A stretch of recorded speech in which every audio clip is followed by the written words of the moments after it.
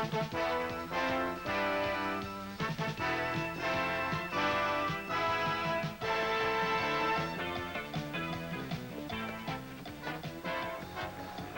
USFL on ESPN. Tonight from Pontiac, Michigan, the Silver Dome. It is the Chicago Blitz under Marv Levy, and the league champions of a year ago, the Michigan Panthers, have come home to open their season. And good evening to you, everyone. I am Jim Simpson. There are two things that we will talk about tonight in our early going. First of all and foremost, what a shame it is for all of those ticket holders who bought tickets to tonight's game. Since noon today, we've been hearing on radio and television, stay home. One of the biggest blizzards in memory is coming to Detroit. And many have stayed home, and you got to tip your hat or ask them why they came in the first place to those who did make it here. That's number one. 25,000 fans a game. Week number one of this season, almost 35,000 fans a game paid. That's almost 10,000 fans per game more than saw the U.S. Championship Michigan Panthers. Down by a blizzard that is raging outside that has already swept much of the Midwest. Jim Stanley, the head coach of Michigan, back home for his first home game after the exciting championship win over the Philadelphia Stars of a year ago. Novo Bojovic will kick it off. Remember, a year ago down in Birmingham, Michigan, at Birmingham, you look at Donnell Danielle, who is deep now for Chicago. Bojovic kicked 3 field goals to win that ball game in the league opener, 9-7. 2 of them were 49-yarders. He had a great year and now kicks off to Daniel and the Chicago Blitz. The second season is underway on ESPN.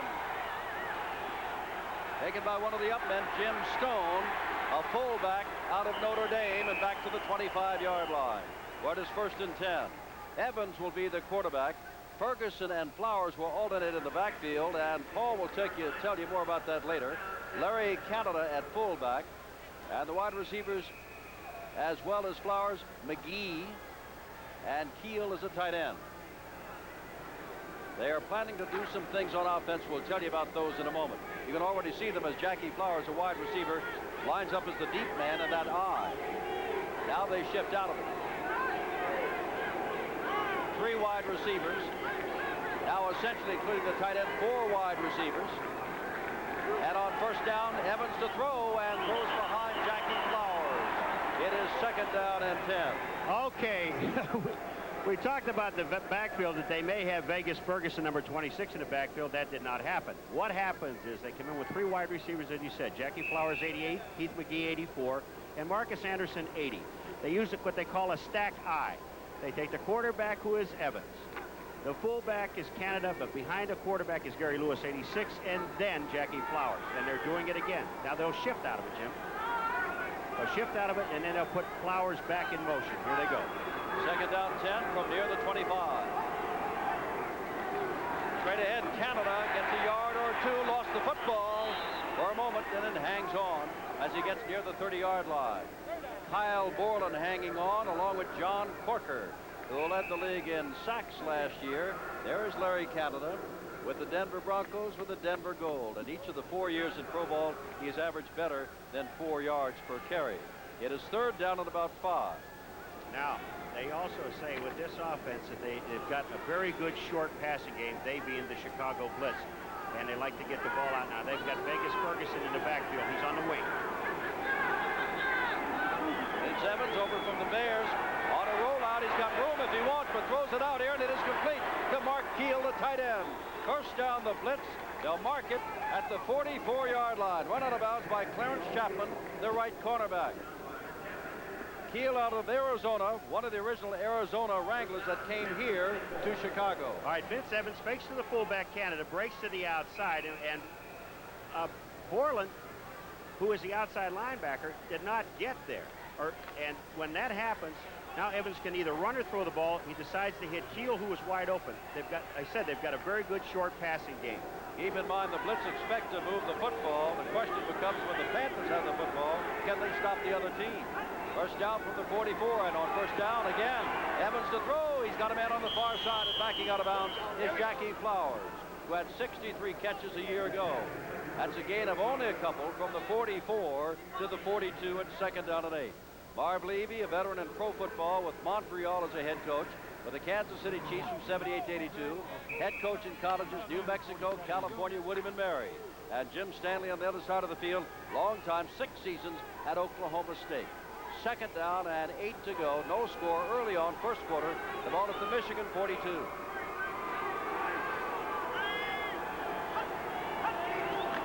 Canada straight ahead, and he's got a first down and more. Breaks one tackle, gets inside the 25. Oliver Davis, number 21, holding on for dear life. Big Larry Canada, he weighs 240, out of Wisconsin. Now, you take a look at what happens to this defensive alignment. Watch the linebackers to the inside. Now, there's Bentley, number 50. They're all going straight up in the inside, and you've got Corker, 57, going to the outside. When that happens, once they release into the secondary, there's absolutely nobody there but one man, and that was Oliver Davis to save the touchdown. Drive started at the 25. It's now the 22 of Michigan. 3 wide receivers, 1 lone setback, and a tight end. On first down, Evans fires and sandwiched at the 5-yard line. No flag is Marcus Anderson, a second-year man out of Tulane. Canada's third down and 10. And Anderson gets up. Now, to talk about Michigan, and we'll do that after this, Paul. Well, we're looking at Marcus Anderson now. He's running just what they call a post pattern. As soon as he did that, he got sandwiched right in the middle by Arnott, his number 25 is one of them in there, and also Clarence Chapman, number 22. But that ball was thrown, I think, deliberately high. Second down 10. Michigan figures if they can win this game, they can control the Central Division because the other 3 teams in it are expansion teams. Well, Chicago considers itself an expansion team, too. On second down, a little flip out here to Larry Canada, and Canada gets down inside the 25, a loss on the play. Third down and long. Robert Pennywell, number 59, a defensive captain, came up to make the stop. That's Marcus Anderson on the sidelines. He was sandwiched at the 5 on the previous pass play. Now into the lineup comes Vegas Ferguson out of Notre Dame. The last 2 years in the National Football League, Ferguson carried the ball but 1 time, and that was 2 years ago. Third down and 12 to go.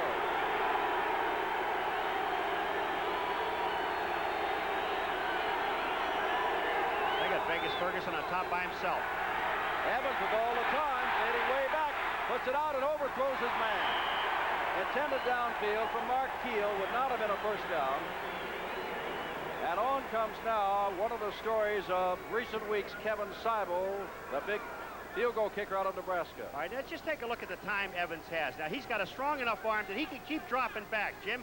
He goes back another 7 yards, but look at his arm and his release. The ball is there. I mean, it's in the vicinity of Keel. It's high, but had the ball been low enough, he had enough on his arm to get it to him. It wouldn't have been a first down anyway. 41-yard field goal attempt. Seibel has a great leg, and if anything, he's better from outside 40 yards than inside. And from 41 yards out, Seibel of Nebraska puts it straight through, and the Blitz draw first blood in their game. It is 3-0 Chicago over Michigan.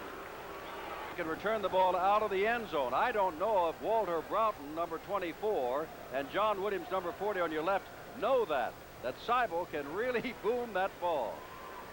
Not only that, Jim, he's got to be the biggest kicker in all of professional football. He's 6'1", and they have him listed at 250 pounds. And they say he likes to go down in the kickoff and hit people. Amazing thing, Paul. We saw him at Nebraska kick the long field goals as he has here.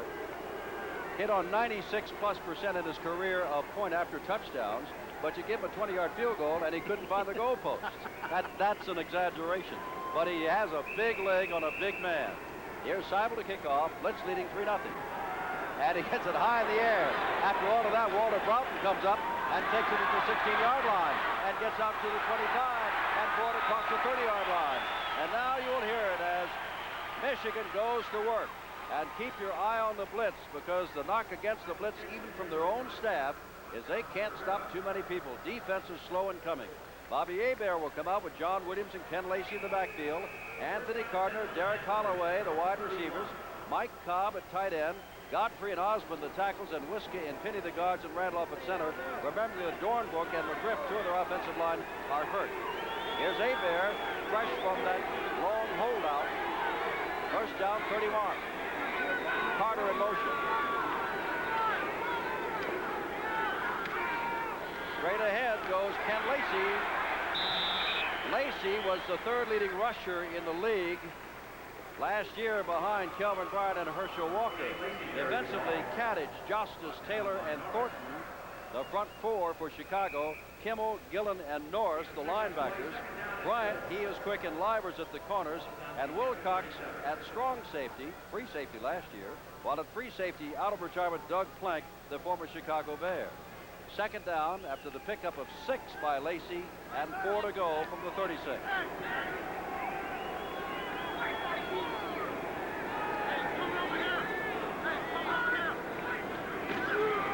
That is Lacey again, stepping outside, running room across the 45, and Russell down. First down.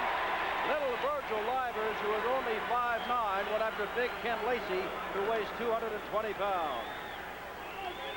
Well, it kind of looks like Ray Penny has not lost anything, number 74. Take a look at the guard. Penny comes to the inside. Now he seals the end of the inside. Number 53, who is John Gillen, the middle linebacker, got himself caught to the inside, stumbled a little bit. When he did that, Lacey got to the outside. All right, here you're going to see Penny, number 74, coming at you. He's going to hook the defensive end into the inside. That's Bruce Thornton. Watch 53, gets tied up on the linebacker, Sam Norris, and Lacey gets to the outside, picks up the first down.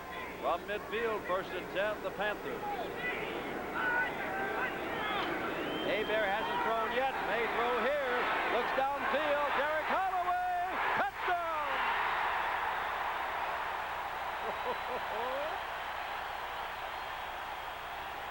Derek Holloway, who last year had 11 touchdown passes, beat the good cover man in the backfield, or in the defensive backfield, Trent Bryant, for the 50-yard touchdown. Jim, I guess Bobby Hebert just satisfied everybody whether he's rusty or not.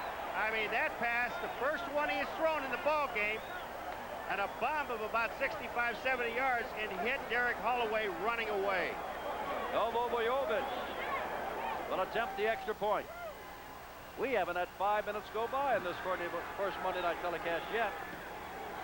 Bojovic hits it, and the championship Panthers lead the Blitz of Chicago 7-3 first quarter. Take it. This is a bootlegging play right here. Just take a look at Bobby Hebert rolling the outside. Lacey gets an excellent block, and Hebert, watch him put this ball out to Derek Holloway.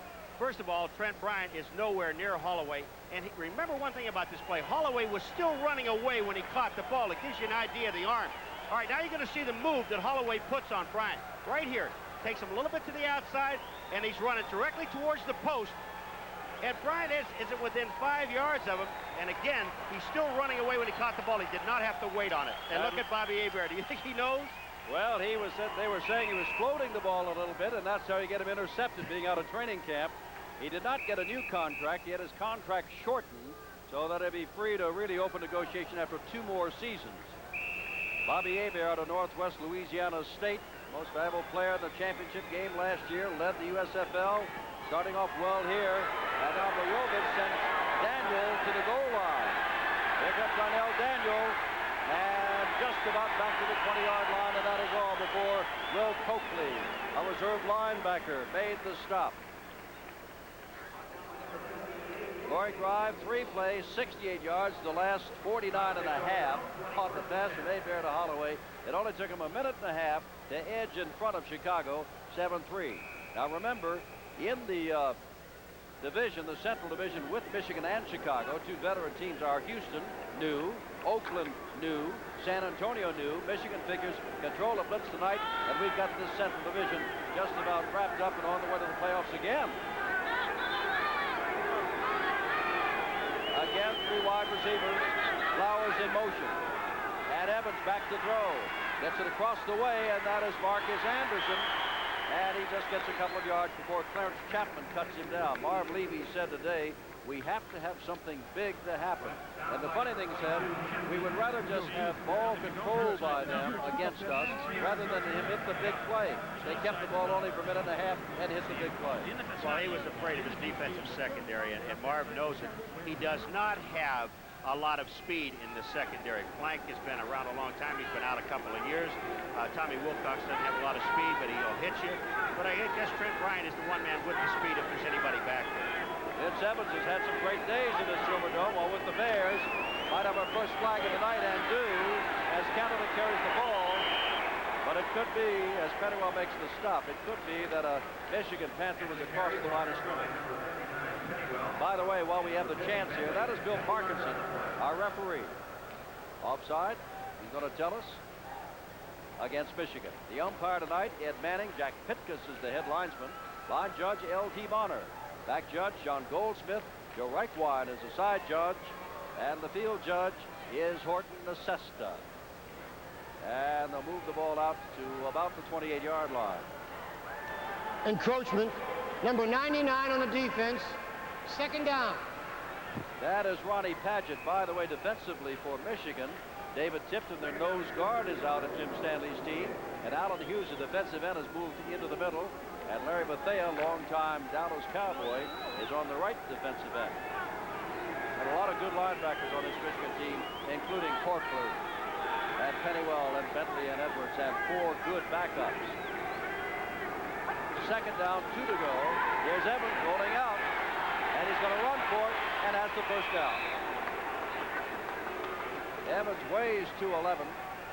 Ray Bentley makes the stop. He was all USFL last year. Evans was in the NFL last year. That's the second time now that Evans has run that bootleg play. And what's happened, they've run it both times to Kyle Borland's side. The first time Borland went downfield, he didn't see it. He missed the fake. And this time, he saw Evans come out, but Borland, number 52, dropped back into coverage. As soon as Evans saw that, he had a guard out in front of him. He just went up and got the first down. I think what's going to happen is Bentley's going to have to fill from the inside linebacker spot. First and 10, 8:10 to go. First quarter, 7-3 Michigan.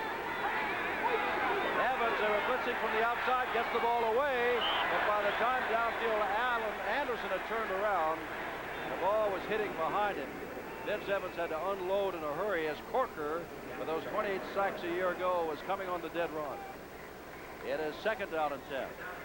Jim, Larry Canada, his job is to block that man that you see on the screen right there, Mr. Corker. Now watch Canada. He looks to his, now he sees Borland coming, so he's going to go on to the outside, and the guard pulled out to block on Corker. A little different formation for him. Second and 10. Larry Canada does not get anything. Not a thing. Down at the bottom is John Corker. Along with him is Larry Bethea, number 79. And it is third down and about 9 to go. I tell you one thing, Paul, this blizzard in the area has kept a lot of ticket holders at home, but those who made it are here making the most of it. They're a loud group.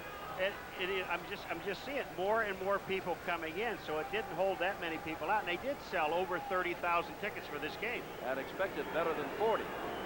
From a 35-yard line, second down 8. Michigan up by 4. The Blitz scored first.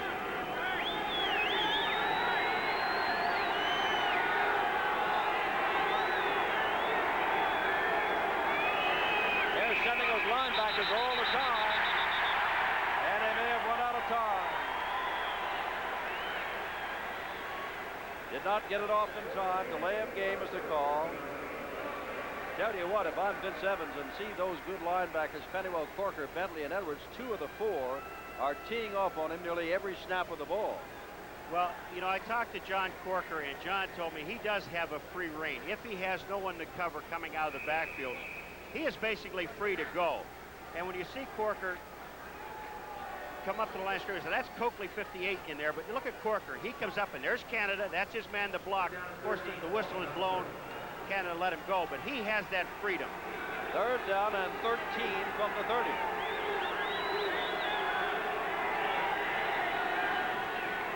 Here they come again.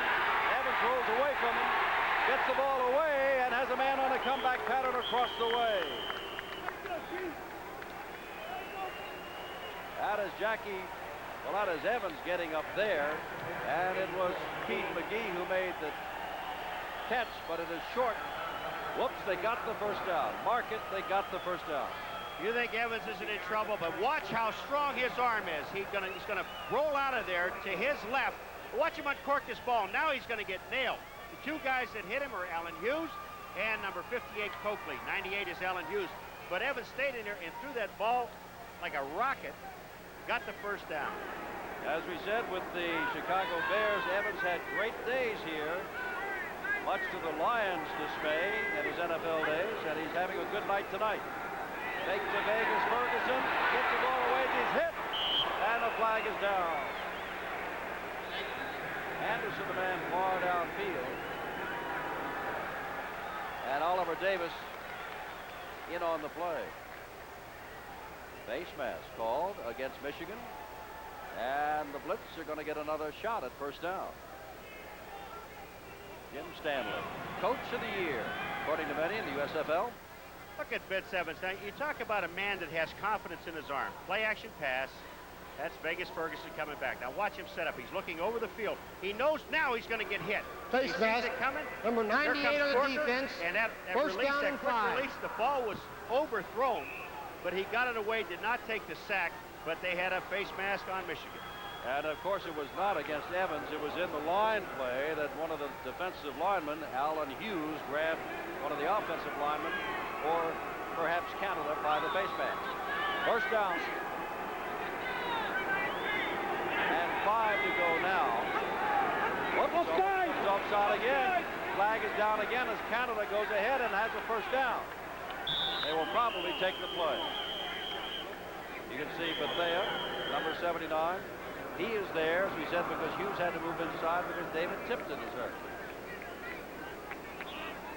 Kyle Borland, number 52, jumped offside again. He got across the line of scrimmage, couldn't get back. Offside. Well, Number 52 on the defense. Penalties declined. First down. You were a linebacker once. You linebackers were turned loose like that, you get a leaguer. I can't remember that part. You know what happens is they're listening to a snap count and trying to get a rhythm by Evans and thinking that, you know, he's going to go on 2, but obviously what Evans is doing, he's mixing up the snap count from 1, 2 to 3. Well, he was around the NFL for 7 years. First down from the 44 of Michigan. Quick little pattern out there, and it's caught by Keith McGee again, and Ray Bentley puts him down. Corker also over there. There is Keith McGee, first-year man, at least 1-year experience out of the University of New Mexico, where years ago, Marv Levy was head coach. Jim, I talked to Ron Waller, who's the offensive coordinator for the Chicago Blitz, and he told me with the strength of Vince Evans' arm, they can throw comebacks against any team as much as they want because he sends that ball like a pro. I guess the old expression is a frozen rope, but that ball is gone, and when they make their turn to come back to the ball is there. Remember, they're using 1 back and 3 wide receivers plus the tight end. 10 seconds on the clock.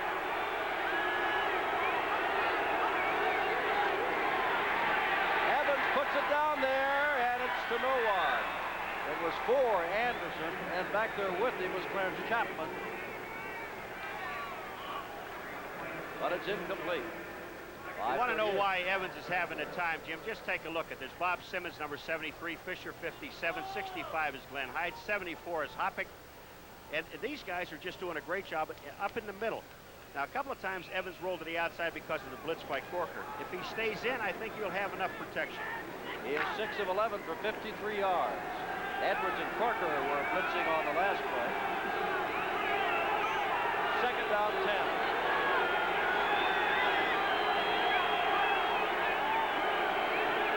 7-3 Michigan. Here's a pitch out to Canada, and it's open again. Canada's got the first down, gets a block, cuts inside. It's first and goal to go, Chicago.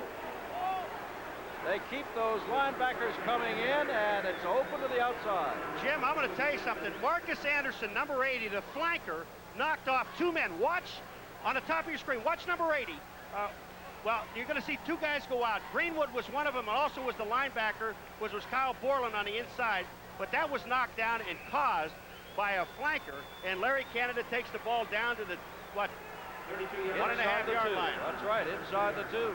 Less than 5 minutes to go, first quarter. Chicago scored first on a field goal. Michigan came right back with a 50-yard touchdown pass, and now here come the Blitz. Ferguson joins Canada as a running back. Vegas Ferguson Gets down close to the goal line, and they'll mark it just shy of the goal line. Now that is his second carry in league games in 2 years plus a game. He had 1 carry, as we said, in the previous 2 years in the NFL. I'll tell you what, I just saw Marv Levy pointing out to the outfield, out on the field, and saying, you. And if they was looking at Evans, then I would imagine that Vince Evans is going to carry the ball. Gannon has carried 5 times, 2 good runs, total 86 yards already. And they're marking the ball just inside the 1. 57 on the defense. Line up in the neutral zone. First down. So, take that play by Ferguson back, give a penalty to the Panthers. It's still first down, and they moved it ahead just about 3/4 of a yard. And we're going to find out who you is. Marv Levy said you.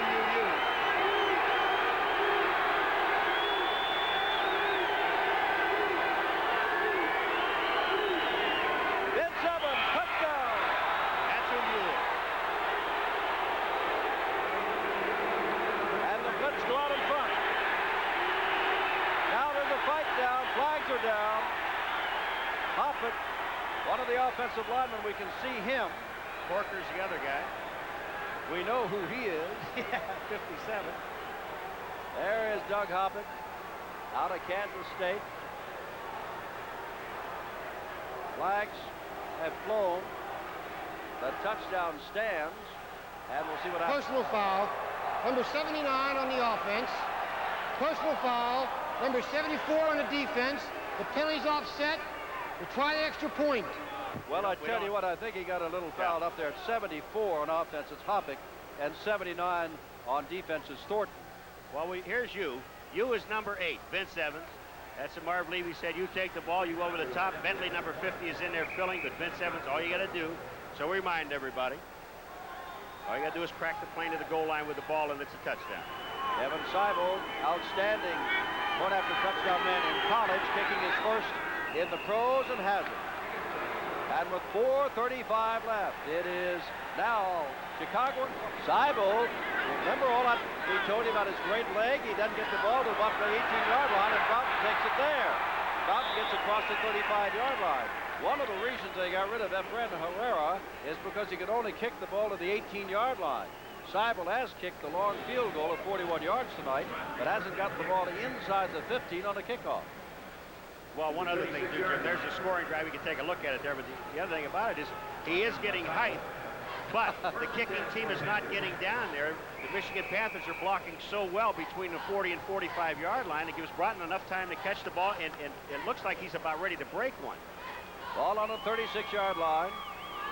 Score is 10-7 Chicago. Michigan's got the ball, first down. Took him just about a minute and a half last time to get a touchdown. There's Hebert looking and throwing to Anthony Carter. Carter gets away, still on his feet. He can excite you. And down he goes, first down at the 41.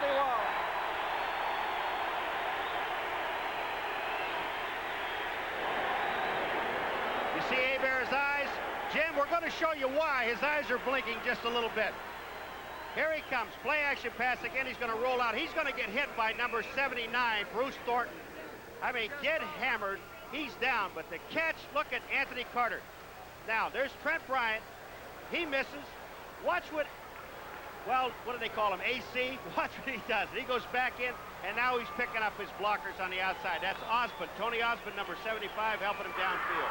We said we were sure of 2 things tonight, the blizzard outside and a wide open game inside. You're right so far. First down from the 40, Lacey getting outside. Good hit there by number 53, John Gillen, the middle linebacker out of Illinois. As Lacey gets down to the 36-yard line. And it's second down and 6 to go. There is Lacey, the only men ahead of him last year in rushing statistics were Herschel Walker and Calvin Bryant, and Lacey just about missed the first month of the season and still wound up third rushing the ball. And he likes that big number 40, John Williams, in the backfield, who got an excellent block on the outside linebacker. He's a good football player. Holloway to the right and Carter to the left.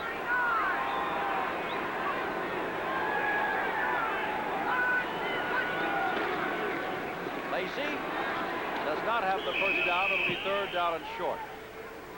Getting up, you can see, is Randy Justice out of Missouri, 264 pounds, number 66. They'll put the ball at the 33-yard line with 2 minutes and 3 seconds left in this, the first quarter. Chicago Blitz, they use a 4-3 defense, but actually, if you look at them the way they line up, it's actually a 6-1-4 defense because they're putting not only the strong side linebacker up on the line of scrimmage, they're also putting the weak side linebacker up on the line of scrimmage. Now for the first down tonight for the Panthers, both Holloway and Carter come wide left on 3rd down and short.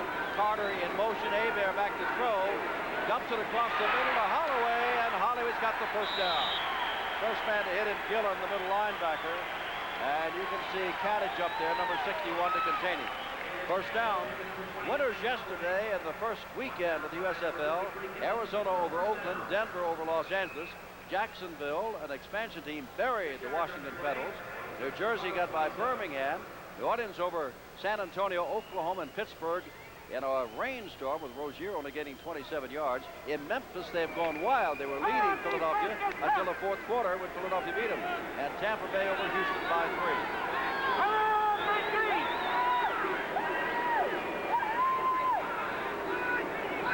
From a 27-yard line.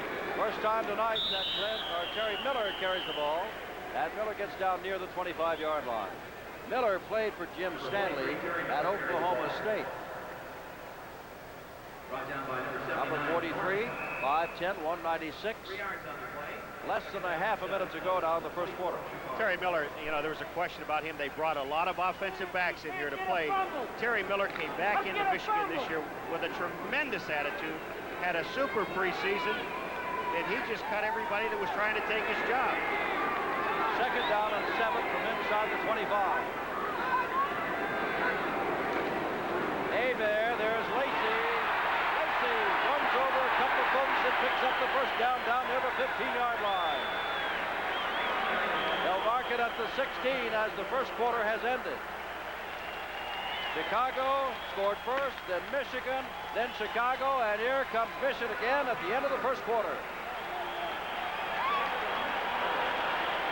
On ESPN in the second season.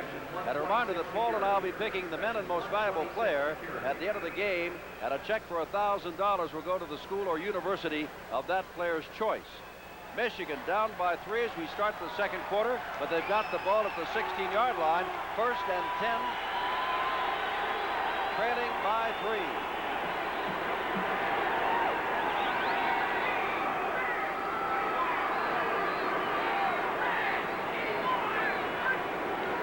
Hebert to throw it first down. Looking for Anthony Carter. Touchdown! Beat Trent Bryant as Holloway had earlier. Anthony Carter, who got the clinching touchdown in the championship game, has his first touchdown catch of this new season. And Marv Levy was right. Paul McGuire, his team can't stop anybody. They can't stop anybody, but we can score. Watch what Anthony Carter does now. He's going to go by Trent Bryant, but the guy that doesn't make the play is going to be Doug Plank, number 46. You see where he drifts out? As soon as he does that, AC is already by Bryant. He's got the touchdown on the post pattern.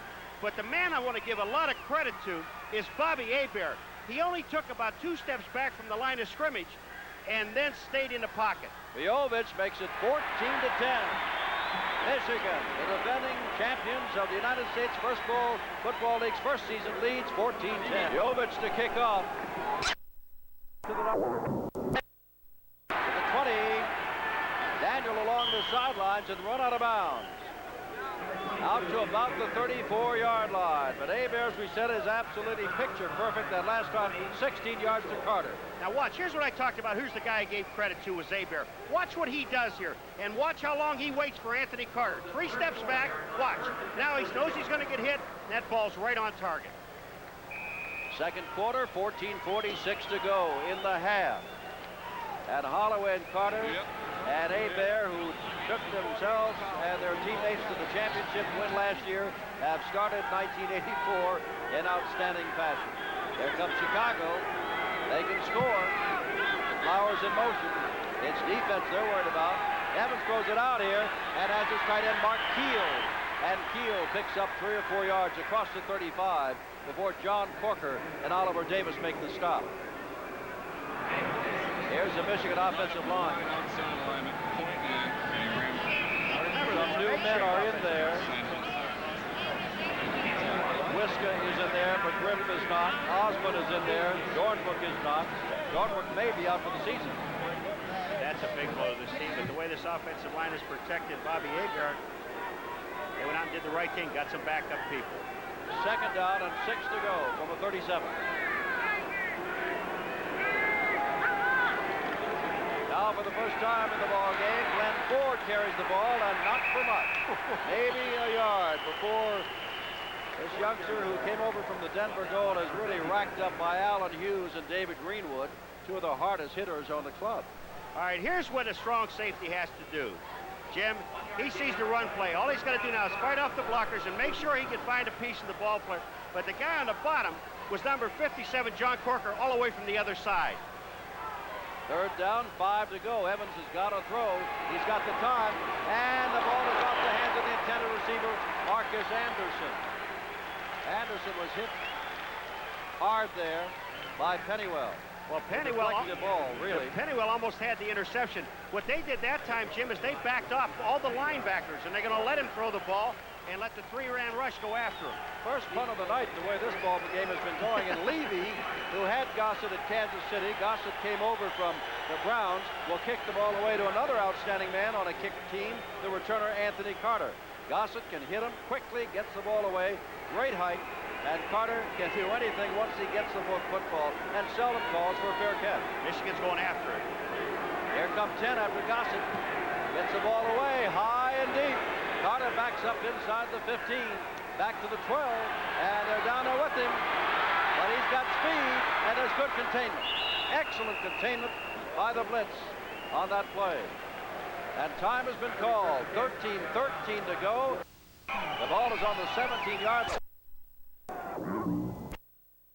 And now for the first time tonight, we see Frank McLean come out wide to the right as Carter gets a breather after that return.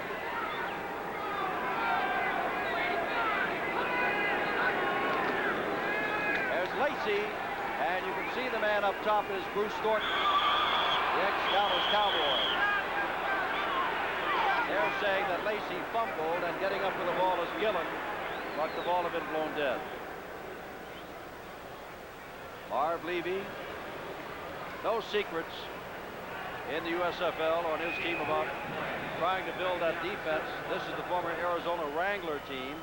Only a few remember the 50 men he's got, including the developmental squad. Only about 16 of the old Wranglers. Everybody else is new. And only 4 remain from the Chicago Blitz team, so they consider themselves an expansion team. 2nd down and 7. Hebert, but from behind, he gets the ball away over the head of Lacey out of the backfield, and he was covered by Gillen. It was Thornton who was putting the pressure on Hebert. By the way, in talking to Marv Levy today and to some of the officials of the Blitz, they hope that that front office situation is straightened out. Dr. Hoffman, who bought it from Dr. Dietrich, has indicated he would like to sell, and the league, Carl Marasco, has come out to run things in the interim, and apparently everything's going to be worked out just fine. Not a question of going under, it's a question of who's going to own the team. Will Hoffman sell, and if so, who's going to buy it? Now Carter comes wide right. Holloway and McLean as now on 3rd down and 7. Michigan uses 3 wide receivers with Holloway in motion. Hebert puts it out here for Holloway, and almost the interception by Armstead. Charles Armstead, a rookie out of Illinois, almost had an interception and a touchdown. But when you're a rookie, that ball, oh, did he want that? It looked like a basketball coming out to Armstead. Armstead knew it. The rush was on. Here's on the other side. You're going to see Holloway's going to go in motion. Liver said, okay, Armstead, you take him on the other side. Here comes Armstead, 47. Watch, he's looking at the ball all the way. And Holloway went back and either yelled at him or tried to do something to distract him, but Armstead had a touchdown. David Greenwood averaged better than 41 yards last year as the punter, and deep is Darnell Daniel. And Greenwood is standing on his own 5-yard line. First time Michigan hadn't been able to move the ball. And he gets away a few. High, Daniel pursuing it. And he is at the 30-yard line. It comes straight upfield and slips a couple of tacklers. It gets across the 40-yard line. And so outstanding field position for the Blitz, who must feel good, because for the first time tonight, they have stopped the Michigan offense. And Chicago's got the ball 1st and 10. Vince Evans is having quite a night. And here comes his running back, Glenn Ford. Ford does better this time than he did on his first carry and may have the first down across midfield. Ford was picked up because he would give them some speed in the backfield, something that the Blitz do not have. I'll tell you what they just found out. They also have power. Did you see that? He broke it up to the inside. He just took the Michigan team and picked up almost 10 yards. They did pick up a first down. We have an unofficial report by a member of our crew who stuck his head out of the remote unit that we have and said, blizzard conditions already. It's supposed to be up to 12 inches here. They say they've got 3 already, and the blizzard isn't supposed to start until after midnight. They have beds in those suites here, so we can stay in here tonight.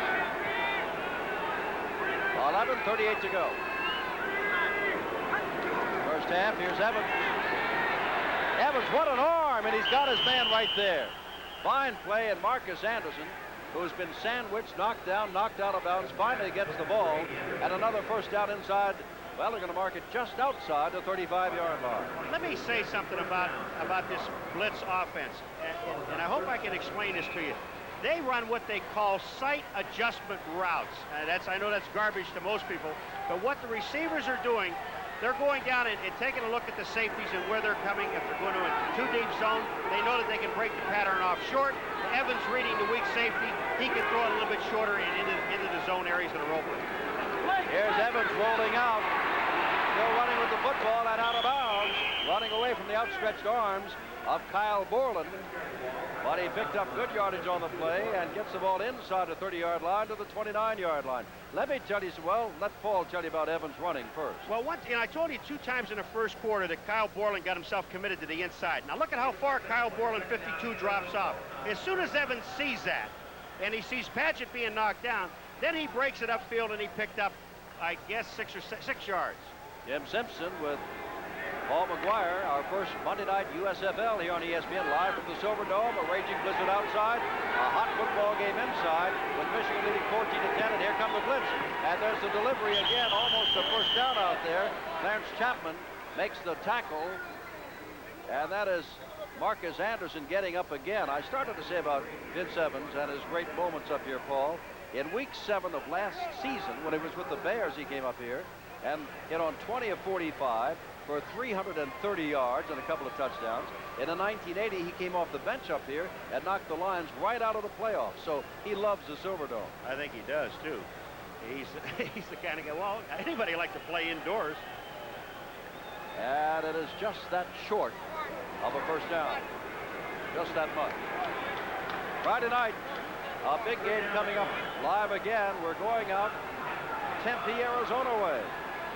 To Arizona, the Wranglers under George Allen. And remember what they did yesterday. They buried Oakland 35-7. And the team that's going out there to play them, Tampa Bay, which despite Gary Anderson rushing for 114 yards, well, they just did get by Houston 20-17. But the fellow Jim Kelly, that rookie out of Miami for Houston, was 24-41 for 229 yards, and that's why Tampa Bay had some problems. That was Buffalo's first-round draft choice last year and didn't get him. I just saw Marv again give the old U play. Well, U last time was a touchdown by Evans from less than a yard out. They've only got inches to go here, and big Vince Evans is the quarterback. First down. That's who it is. U is Vince Evans. That's a good, that doesn't confuse anybody. Now this time, Vince Evans went left. He went over Hyde, Hoppick, and Fisher, who would be the center. Watch a little step back, and then right over Fisher, between Fisher and Glenn Hyde, number 65. Not a bad place to go. Spot the ball just inside the 25-yard line. Jim Stanley's team, defending champions, having some trouble with their own zone defense. With that 3 wide receiver, 1 tight end offense. Now they've got 2 backs in there. And there's a switch back to Glenn Ford. Ford turns the corner. There's that speed of Ford, and there's that power of Ford. And he's got a first down inside the 10-yard line. But Larry Bethea hanging on for dear life. Well, Jim, you mentioned that the one thing they've got to worry about, all he's got to do is learn the offense, and they wanted the speed. Watch this speed to the outside. Here he comes. Hart at number 62, the guard, gets a great block on Pennywell, and they get the people downfield. And when you see execution like that, and you pick up a first down, now you know how important this young man is going to be to their team. They said they're going to throw the ball 80% of the time on first down. When you got a Ford in the backfield, you don't have to. First down and goal to go from the 9. Ford only carried the ball 10 times for the Denver goal last year, and he's having a great night tonight. That's Ford in motion. They give the ball to Ford. He's got men in front of him. Cuts back, gets away from one man, and down to about the 3. Breaking the tackles of Arnott, and Bentley finally pulled him down. It is second down and goal to go from within the 5. Put the ball down at the 2. 8:47 to go in the first half. Michigan up 14-10, but the Blitz, who said they can score, have scored and look as though they're about to score again. Very quickly, Allen Hughes is coming into the middle. They're taking out a linebacker, Pennywell, to give them a front 4 down this deep in their own territory. Well, we know Ford only has 2 plays. One is the handoff, and the other one he goes in motion and they hand it off to him again.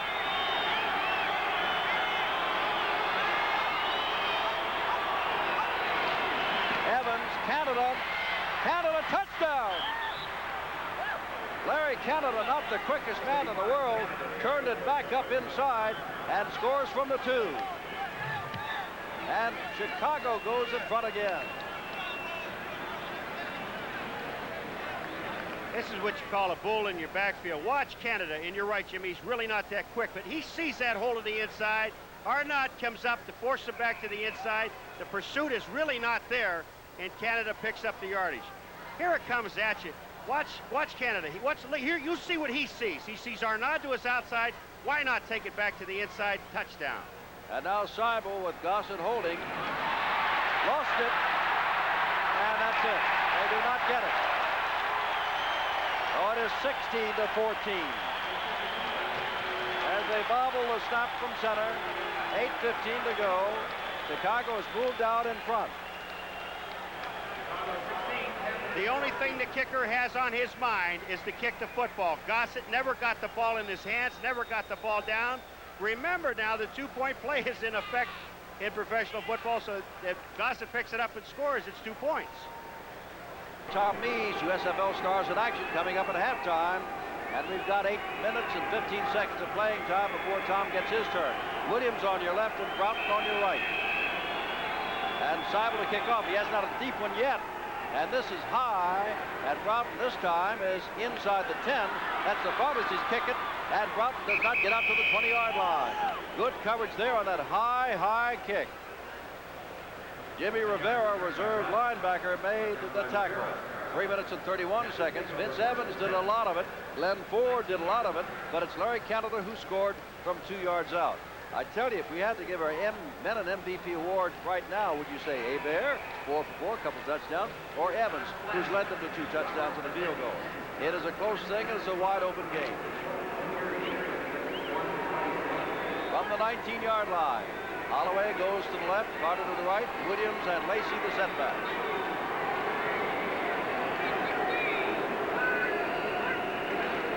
That is Williams carrying the ball for the first time. And gets about 3 to the 22. John Williams, a very good short yardage man, seldom used on a first down play. Malcolm Taylor, over from the Houston Oilers, the right defensive tackle out of Tennessee State, number 70, made the stop of John Williams, who's a second-year man out of Wisconsin. Jim, and I just looked at the Chicago Blitz lineup that time. Now, whether they're going to stay with that or not, when Michigan went strong right, which they're going strong right this time, they've got Virgil Livers, number 24, out one-on-one on Derek Holloway with no apparent help. And Trent Bryant out here with Anthony Carter one-on-one with no apparent help. Now they're rolling up into his zone. Well, here's Lacey. Lacey bumped into his own blocker. Lacey absolutely bumped off the back of Chris Godfrey, number 70, and had to get his steam up again and got across the 25-yard line. Good play by Lacey, but it's going to be 3rd down and 4 to go.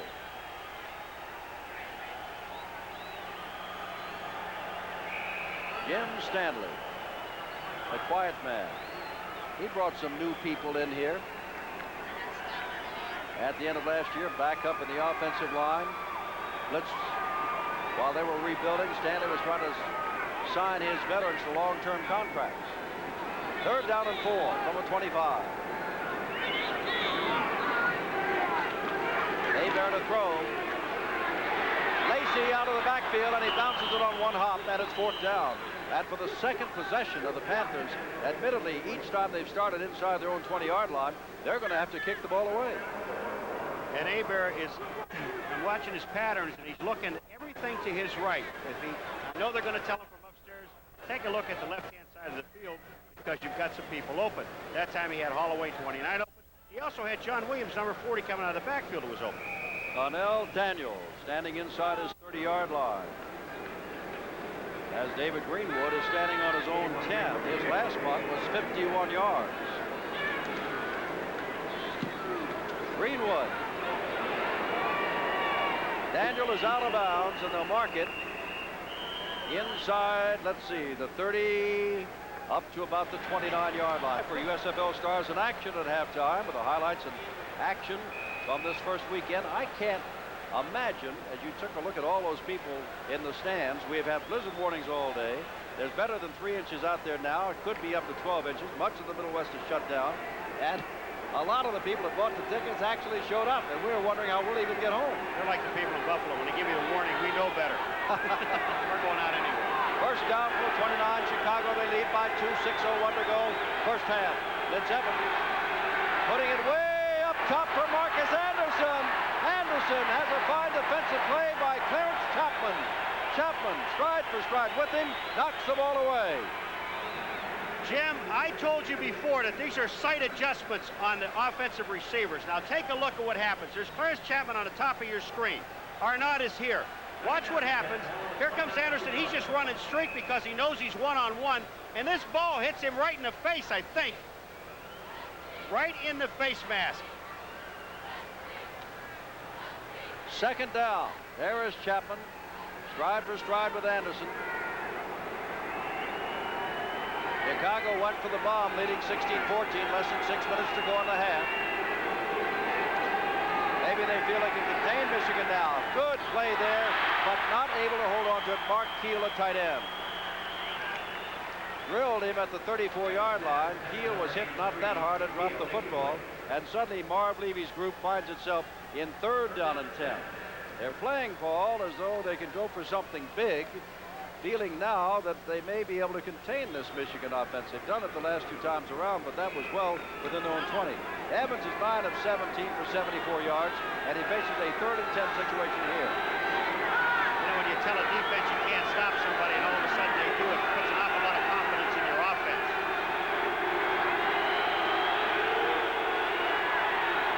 Evans with time, has his man, and Keel has got the 1st down. Same play, only this time Mark Keel holds on to the football at the 41-yard line. Borland put him down. Now, Keel the last time dropped the ball. He looked to run before he caught the ball. Watch where he's throwing it, between Pennywell, 59, and Borland, 52. He's just hooking up the tight end. Sight adjustment patterns. That's what Ron Roller told me. That's what I'm using, and that's what it is. There's Mark Keel out of the University of Arizona. There's Anderson. And again, Chapman is right there with him. But Anderson picks up some yardage, better than 5, closer to 8. Out across the 45-yard line. They'll mark it at the 47-yard line. Jim, they say Vince Evans is a franchise. Yeah, I believe that. And the one thing that I was told about him, that he's got such a quick release and he can throw the ball so hard. He is making, that ball is being thrown as they're making the turn. And it's so difficult for a defensive cornerman, and I'm not making excuses for anybody here, but it's so difficult for the cornerman because the wide receiver knows exactly where he's going, and Clarence Chapman is playing off Anderson 10 yards. At least. 2nd down. Evans stands in the pocket, delivers the ball, and slipping and falling is Anderson. It's third down. Anderson was in the clear. Evans had the ball on the money, and Marcus fell down. By the way, since you and I were here last time, Paul, this is a brand new carpet here that they're running on. All right, now take a look. You don't even see Chapman in the picture. Here's Anderson. It looks like in the drills before the game, there's nobody there. Look where Chapman is sitting. That ball was thrown behind. It's a bad pass. He was wide open, Anderson. Jim, I'm not going to be surprised in the second half to see Michigan come out and play 5 defensive backs, because basically all Chicago's doing is throwing the football. Glenn Ford says not quite all. Yeah, that's true. Sorry, and Larry Canada's had some good runs. Here's Ford again. Got a whole convoy in front of him, but cut down on a fine play by Ray Bentley. An all USFL Pro number 50. And it's fourth down, and now Jeff Gossett will have to kick the ball away. That's what the linebacker says to the back. You're down. I mean, he went down. 4:10 to go in this first half. Chicago, which missed the extra point on its last attempt when they fumbled the ball from center, leads by 2, 16-14. Carter is now joined by Broughton in double safety. AC Anthony Carter, of course, is number 1 on your right. Walter Broughton on your left. And Gossett standing on his own 35. Letting the time run down. Not a rush at all. Booming high. Deep kick. They'll let it go into the end zone if it will, and it does. And it'll come out to the 20-yard line. First and 10. A 52-yard punt, but they'll bring it out to the 20, so it's only a 30-yard net. 52-yard punt by Gossett. You always wonder what this guy does. Now, that's the up back. That's number 58, Kimmel. Here's his job. His job is to protect, first of all, up the middle. Second, to the right-hand side of the kicker, Jim, because it's a right-footed kicker. Lastly, to pick up anything that comes left, because that's the hardest place to block it. Remember, Paul and I will be out in Tempe, Arizona Friday night at 9 o'clock Eastern Time. Teams that won yesterday, Tampa Bay and Arizona, will be here on ESPN. From the 20, first down, 3:36 to go, first half.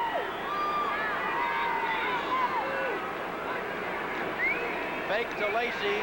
Hebert steps up, throws, and they're going to throw a flag on Virgil Livers. Livers bumped him, backed off and said, hey, wait a minute, I didn't mean to, I was going for the ball.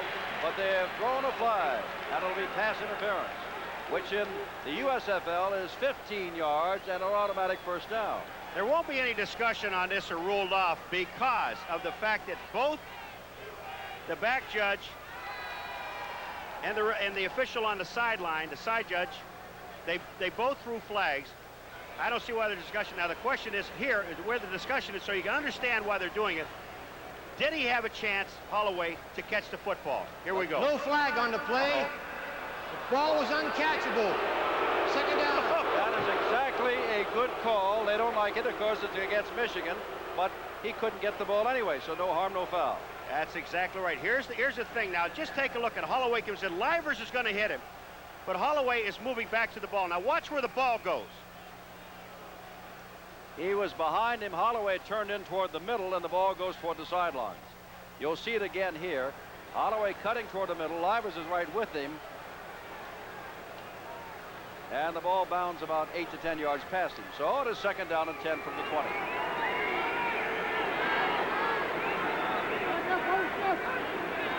Carter in motion. Hebert flips it across the middle to his tight end, Mike Cobb. And Cobb does not get to the 30. Lost the football, but they say he's down. And it is third down and short yardage to go. It'll be 3rd and 1.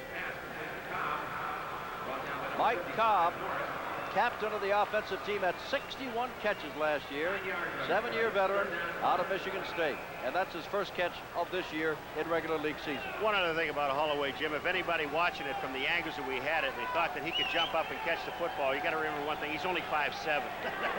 I don't think he can get up 12 feet in the air. Third down, short yardage to go. 2:45 to go in this, the first half. And this is Terry Miller, and Miller may not make it, as Miller is ridden down by John Gill in the middle linebacker, number 53. And for the third time in the last 3 possessions, admittedly all starting from the 20 or inside the 20, Michigan has to kick the ball away. Here's what a middle linebacker has to do. Now he has to contain. The block is missed there. Gillen gets number 53, gets to the outside. Now his job is to pick up anything that comes back inside. Livers held up Terry Miller, number 43, just a little bit, and then Gillen got in and made the play and stopped the first down. Greenwood to kick the ball away. Line drive this time. Daniel has the ball at the 26-yard line, and a flag goes down almost immediately as Daniel goes down at the 35. But a flag went down almost immediately. 1:54 left. A 45-yard punt, 9-yard return. That's 36 yards net, but I think they're going to go back the other way. The penalty will be against the Blitz. Moriarty, number 45, was clipped by or hit in the back from behind on the top or whatever how they ever call it. Ron Harris, number 20. That's hitting player from behind in the back. Well, he's one of the few people, Paul, that I know. Let's listen. Well, Bill's not going to tell us quite yet. Who pronounces his name Moriarty. Moriarty. And not only has he been called with a clip, but we didn't get his name right the first time. So, Moriarty is the man that was clipped or held or pushed or shoved. Let's see what Bill says about it.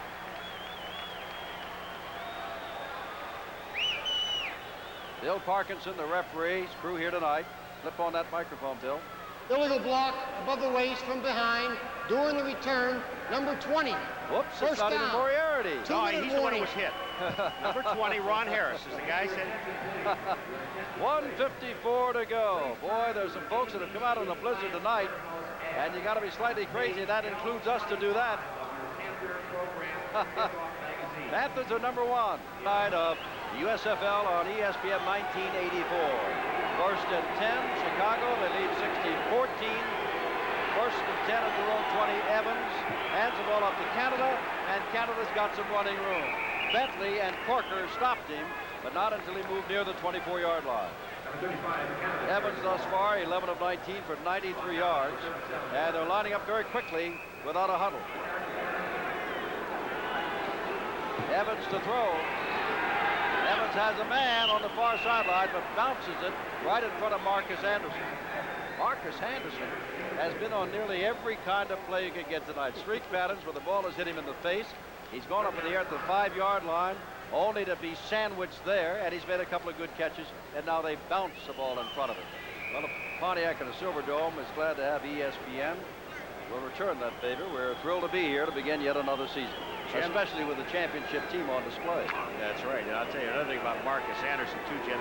When you have a guy like Clarence Chapman, number 22, playing off 10 yards, you've got to throw the ball to him. Third down. Evans puts it out there and overthrows Anderson this time.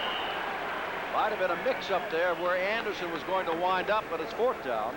And now Gossett, who's been booming that ball 50 yards or more, number 7, comes in to kick the ball away. And since the last time he handled the football, he fumbled the snap from center. I guess Jeff wants to really pound one.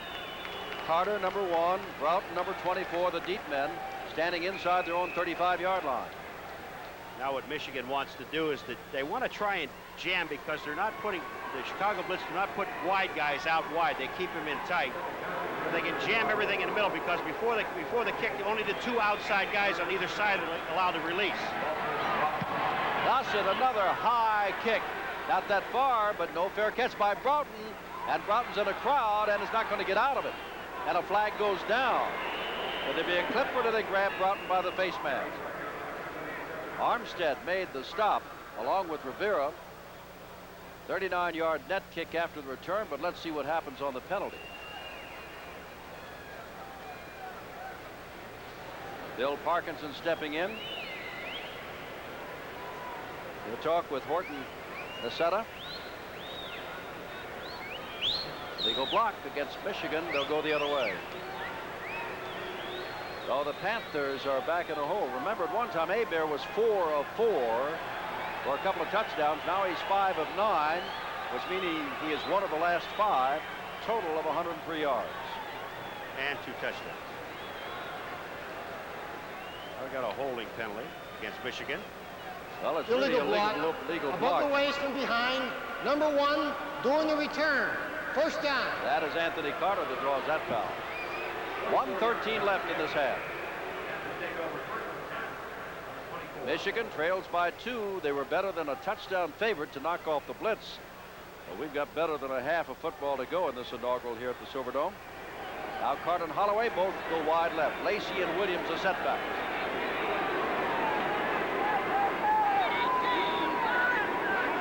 Carter in motion. Hebert gets it across the line of scrimmage, and the ball is dropped across the line of scrimmage as little Derek Holloway came a little across in the arms of big John Gillum. And it's second down. Hey, Jim, you see those little white wristbands on the official right there? Now, only in the last 2 minutes of the half and the last 2 minutes of the game, you see he's passing one out back here. That tells them that all the rules change quite a bit in the last 2 minutes of the half and of the game. And we'll get into that when we get a chance. Second down 10. Pick up a first down for one thing. They call time till they move the sticks. Last couple of minutes. And now Hebert calls the first timeout. Timeout? Came up to the line of scrimmage. It's second down and 10 with 1:08 to go, and it's their first timeout. Well, this is a wild ball game here at the Silverdome on a wild and woolly night. The ball, after the Blitz won the toss, they received and marched downfield, were stalled, and Seibel got Chicago on the board with a 41-yard field goal. But then at less than a minute and a half, Hebert unloaded a 49-yard touchdown pass to Derek Holloway, and Michigan jumped out in front. And then back came the Blitz again with Vince Evans, who's been a star here tonight, diving over from the 1. And Chicago took the lead 10-7. And Hebert did it again, hitting Anthony Carter on a post pattern from 16 yards out. Michigan took the lead 14-10. And then Chicago came back, and Larry Canada came back, cut back inside from 2 yards out, and then Gossett fumbled the snap from center, and Seibel could not kick the extra point. So 16-14, but more importantly, the last 3 possessions by the Michigan Panthers, highly favored Paul, they've had to kick the ball away. Yeah, that's true. When in Chicago, you know, when we talked to the coaching staff, there were no bones about it, and they looked at it and they said, we're going to have trouble stopping people. We know we can move the football. And that man right there, Marv Levy, he's the one that told it to us. He said, we're not, you know, no secrets at all, except for one thing that's happened. Chicago Blitz defense has been able to stop Michigan, and they've gotten themselves some confidence in that defense, and the offense can put them ahead. Second down and 10. All on a 23-yard line. Carter in motion. Hebert has Williams as a safety valve, and Williams is out there, and Williams has got the first down. Bumped out of bounds. Doug Plank gave him a big hit on the far sideline after Trent Bryant had nudged him a little bit, but Williams is a powerful runner, not quite 6 feet, but they use him in short yardage situations, and when he gets up ahead of steam, he picked up 17 yards that time. All right, take a look at there's Godfrey and Penny. Penny's number 74. They're just, and Radloff number 55 in the center. That's called holding, Jim. Is that what that is when he's got his hand right on his shoulder pad and holds like that? It rips your name off the back of your shirt. That's called holding. Up the 41-yard line, first down. 1 minute left in this half. Hebert throws it out here for John Williams, and he dacks out of bounds at the 48-yard line. A gain of second. Took 6 seconds to go. It is second down and 3. The Chicago Blitz are doing here in this situation, they're going to give him the 8 to 10-yard pattern because John Williams twice, he came out of the backfield, once to the left, pick up a first down, once to the right. They're not putting anybody on him. They've got a 4-man rush with no blitzing linebackers, and they're letting the defensive secondary pick up everything downfield. They're going to not let you get deep.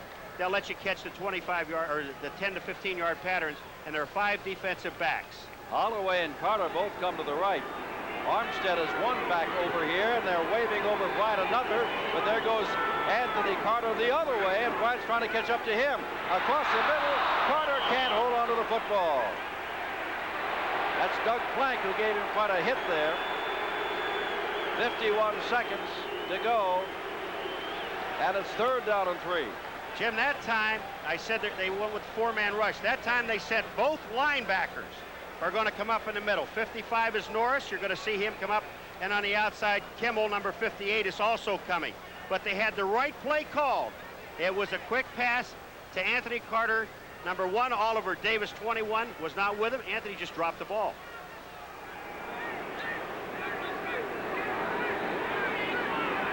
Excuse me, I said Trent Bryant, I said Oliver Davis. I'm sorry. Here's Hebert across the middle. Ken Lacey's got the first down inside the 45-yard line. 44 seconds left. Now here's where a rule change comes in while they call timeout. Michigan. That's their second timeout. They called timeout, but the clock would have stopped until they were ready to go again because they'll move the stakes, and that's one out from a 42-yard line. Michigan trying to edge ahead here in the last minute of the first half.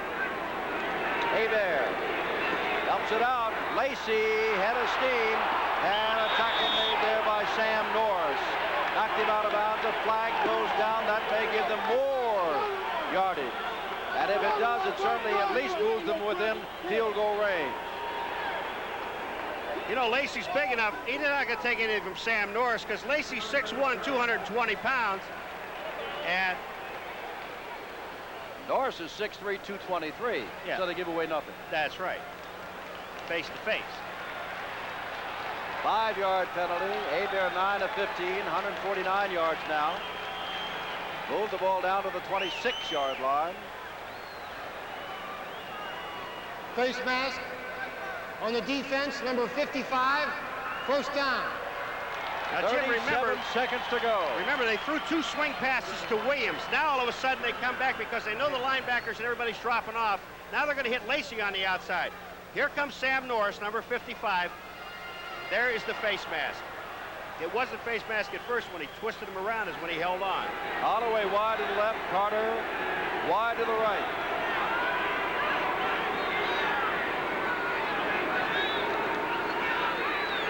Hebert for Lacey, and he's dragged down and keep it running. John Gillen keeps him in bounds, and that's not a first down, so the clock is still running. They're going with hurry up. The Panthers only have 1 timeout. They would like to save that at least for the field goal. Chicago's got 2 men on the field. They get him off. Hebert looks and throws over Anthony Carter. That stops the clock. 11 seconds to go. Hebert coming to the sideline. And I would assume they're going for their man Novo. It is still second down. He may yet take another play before 12 men in the field going on the forward. defense. That's what it was. We told you that Gillen could not get off in time. And by the way, it looks as though James Looney, a linebacker, may have pulled a muscle in the back of his right leg as he walks off. There's Boyovich. They're going to move it in closer. Hebert is coming out, so you can probably look for a pass or a run, whatever, a quick timeout if need be. And then you'll see Boyovich if they are not successful in getting the score. Tom Mees is standing by, the USFL Stars in Action feature, with all of the action of yesterday, the first day of the USFL in '84. Holloway left, Carter right, 11 seconds left in the half.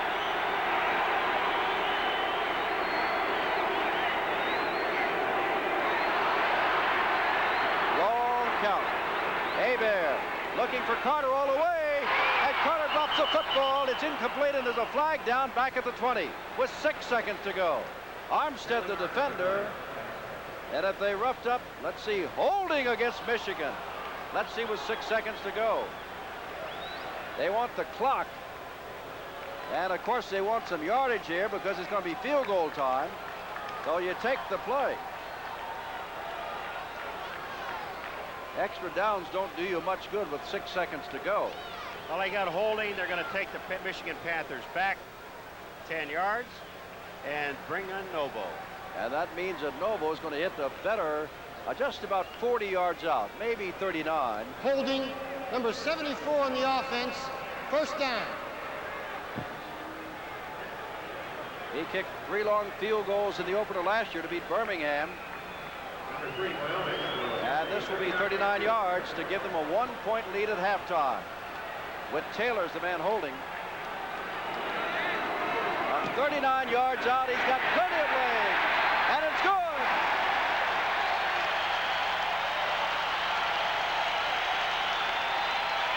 Half is over. And Michigan takes the lead in an exciting first half on the 39-yard field goal of Novo Boyovich. Happy Man from just down the road. And up the road in Central Michigan. It's halftime. And it's Back to pass and gets picked off by former Kansas City Chief defensive back Gary Barbaro, and the Generals went on in to score. Ryan Sipe, the new quarterback for the New Jersey Generals, late of the Cleveland Browns. He looked okay, and here he hits tight end Sam Bowers over the middle. Bowers had a good day with catches like that one. Running back Maurice Carthen stole the show from Herschel Walker with 2 touchdowns. The first one here gives New Jersey a 7-0 lead. The Generals go on to win it 17-6 at Birmingham, and Walt Michaels liked what he saw.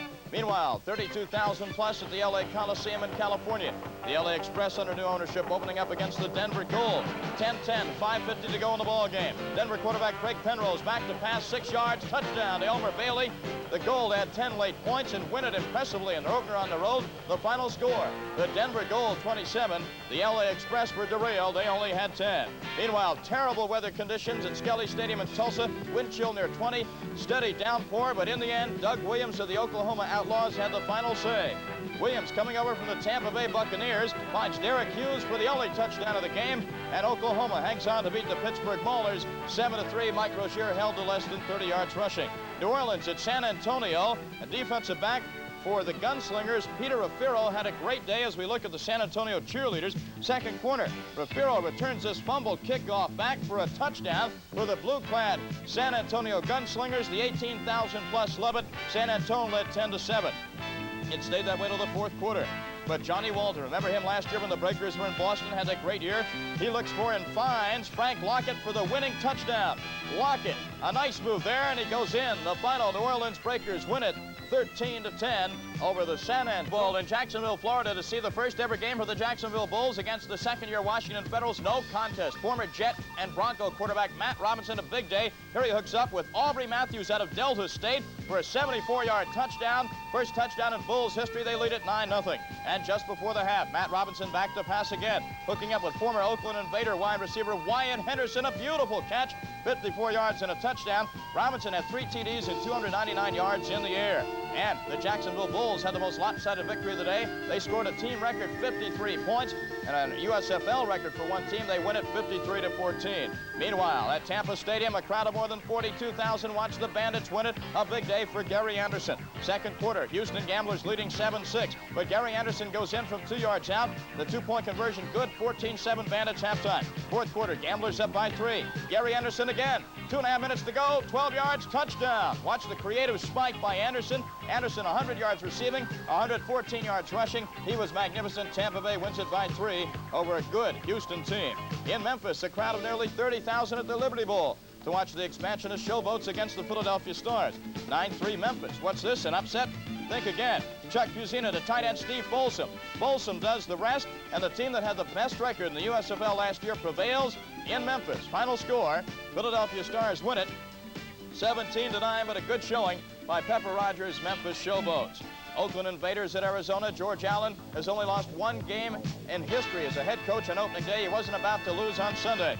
Greg Landry led the Wranglers offense. That's right, the Wranglers. Here he hits Wayman Buggs to make it 14-7 at halftime on a crossing pattern. Then in the fourth quarter, 72 yards and a bomb. Lenny Willis, where's the defense? He's wide open. There's the defense in Lenny Willis's wake. The real hero of the day, though, was the Arizona defense. You know how much George Allen likes defense? Not 1, not 2, but 12 sacks against Oakland quarterback Fred Basada. 5 of them by defensive end John Lee. Arizona wins it in a walk at home. 7-yard line for Michigan. Good coverage by the Blitz as the flag goes down and Williams gets across the 25-yard line. But the flag is down. National Football League. Abe Air dumps it out here to John Williams. Collision with Doug Plank. Eccles, the tight end, and Eccles has run out of bounds at the 8. Makes that all the way for Anthony Carter. Watch his head. He's looking at Carter. He's looking for Carter. He's looking for Carter to get open, and he just can't get open. He had to look back to the left side and look at his tight end.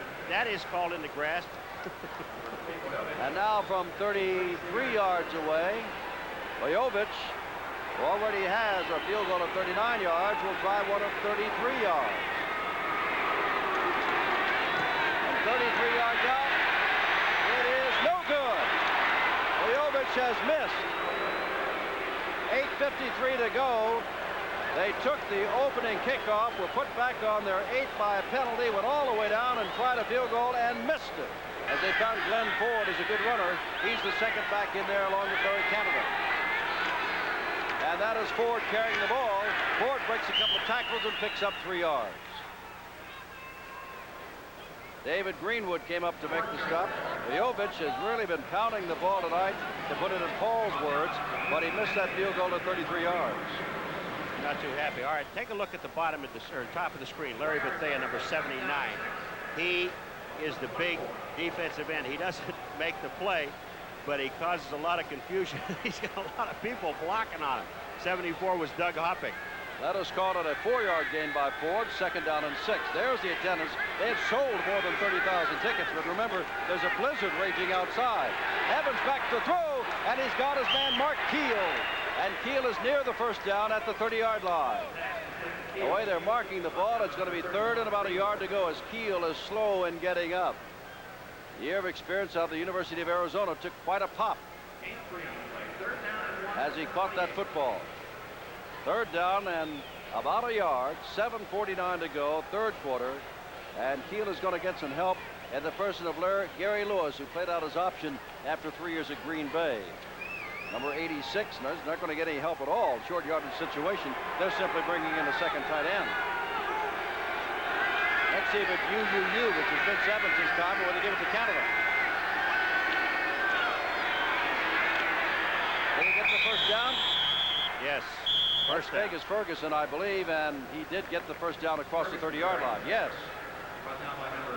It was that fumble. And took the ball at the 31-yard line of Chicago. David Greenwood, a strong safety, 2nd-year man out of Wisconsin. Here's another rule change, Jim. On a turnover, normally the clock would stop. Now they wait till the referee puts him in a ready position, and he starts the clock when they're back in the huddle and both teams are on the field. Let's see if Hebert goes up top in a hurry. Holloway to the right, Carter to the left. Hebert in trouble, gets the ball away out into Lacey. Lacey breaks 1 tackle inside the 25, flag down as Lacey goes. That's Mike Cobb. Takes the ball back to the 34. All right, here's Cobb. He's out on Virgil Ivers, number 24, and that's holding. Don't let him go, Mike. He just protected his runner, Lacey, number 28. But Bobby Hebert was in the grasp of Bruce Thornton, got away from him, and got the ball out to Lacey. That was a great play. From the 34, 1st down and 13 to go.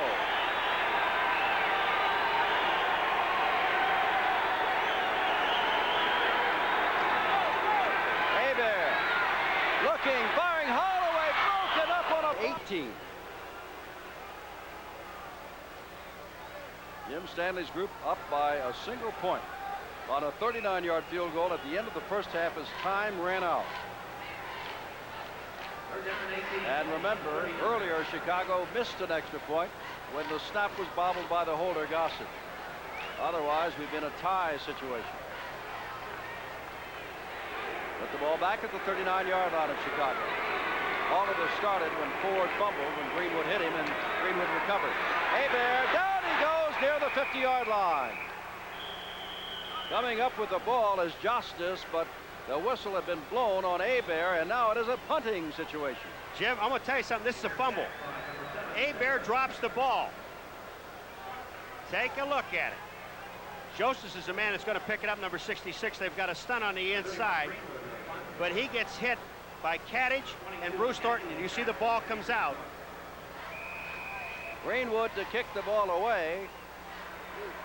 They got the ball at about the 31-yard line, and he's standing back on his own 38 to kick it away. Daniel is a deep man. They're coming. Good kick toward the sidelines. May go out, but it may go out too soon to the likes of Greenwood. Better looking kick in what it's turned out to be. It just goes to the 20-yard line, and that is all. 5:22 to go, 3rd quarter. Michigan, and this is just the 1st week of the 2nd season. But as much as they maligned the Chicago Blitz, no defense, front office problems, what was going to happen, they have acquitted themselves very well thus far, playing Michigan to a standstill. A 1-point game, 5:22 to go in the 3rd quarter. 1st down Chicago from their own 20. They They've gone to the 3 wide receiver offense again. Canada the lone setback. Evans gets a good block. Throws it up here, and not much there. A yard or 2. The ball caught by Jackie Flowers, and Corker put him down immediately. Jim, did you see the block by Larry Canada on Larry Bethea? Watch this. Larry Canada is the fullback. Evans is going to roll out. Watch 79 disappear. Goodbye. That was the fullback, Larry Canada. Oh, my. Well, he scored a touchdown on a nice cutback 2-yard run. And now Ford is back in. Canada's gained 72 yards as opposed to Lacey's 74 for Michigan. Second down, Canada with the football, and not much. Out to the 25. Vince Evans faces a 3rd and 5 situation.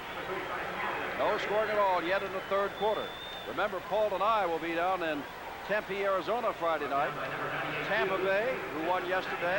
Arizona, which buried the Oakland Invaders yesterday, square off at 9 o'clock Eastern Time.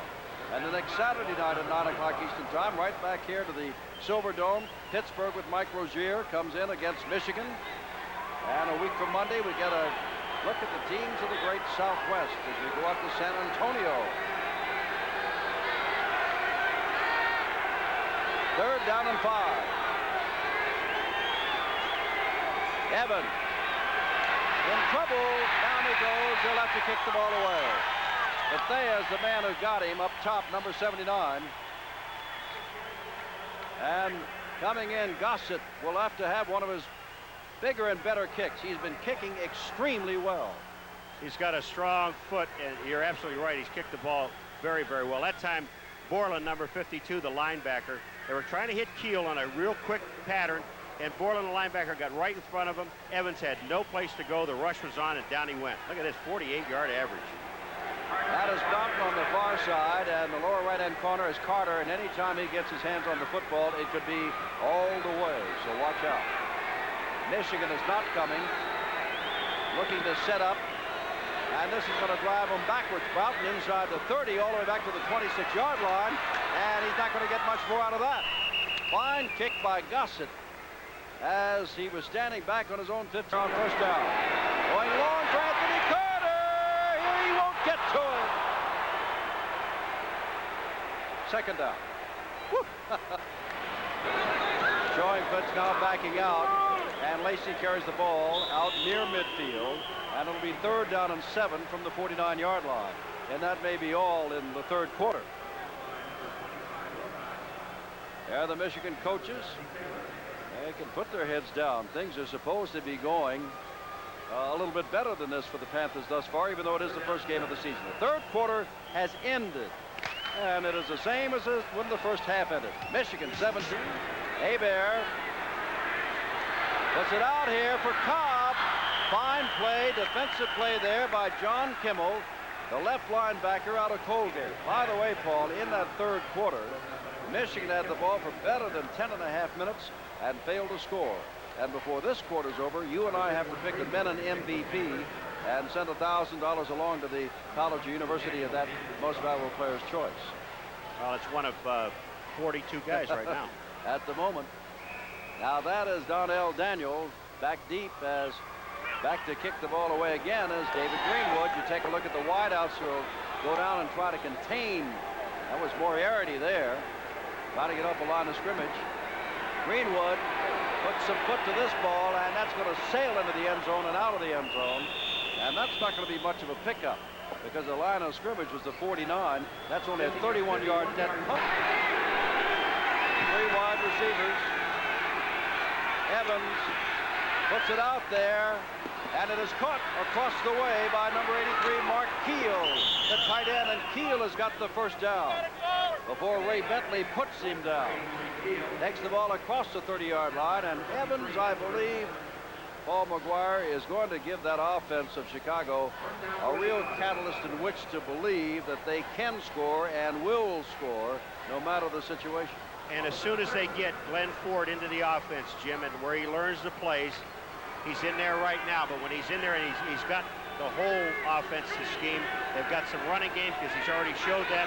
You obviously, with Evans, have the passing game. And their defense has not played as poorly as one might suspect after listening to the Chicago people talk about it. Larry Canada, oh, he's hit head on and just on muscle gets back to the line of scrimmage. But Thea hit him head on along with Alan Hughes, and he muscled between them and barely got back to the line of scrimmage. Where it is second down.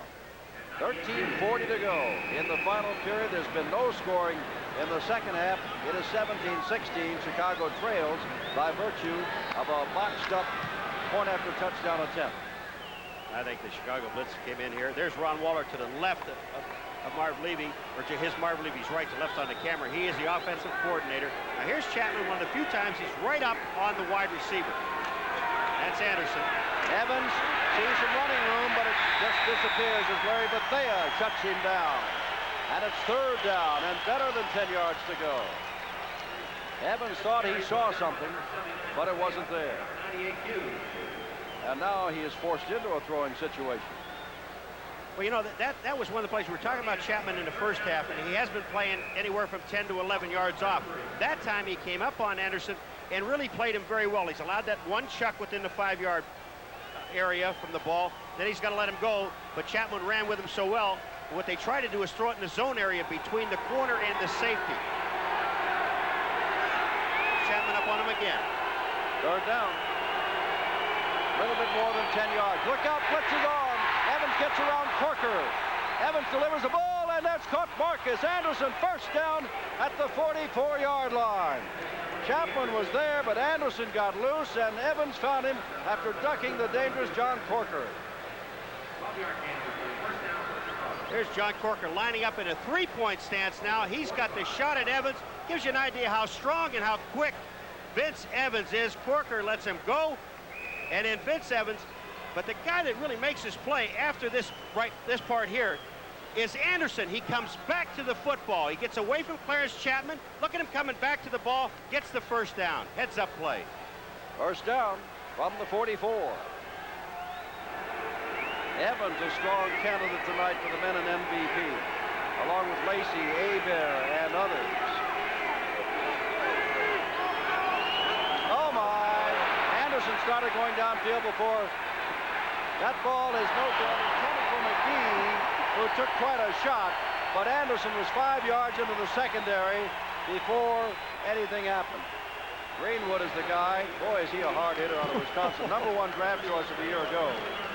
And if you don't believe he's a hard hitter, ask Glenn Ford when he coughed up the ball on a fumble not so long ago. There's been only one turnover in the entire game, and that cost no points at all. Michigan failed to score after getting a fumble at the Chicago 31. And Keith McGee, I can promise you, will have a headache tomorrow morning. If not right now. Illegal motion. Number 80 on the offense. The penalty is refused. Second down. Second down 10. They want the down. All right.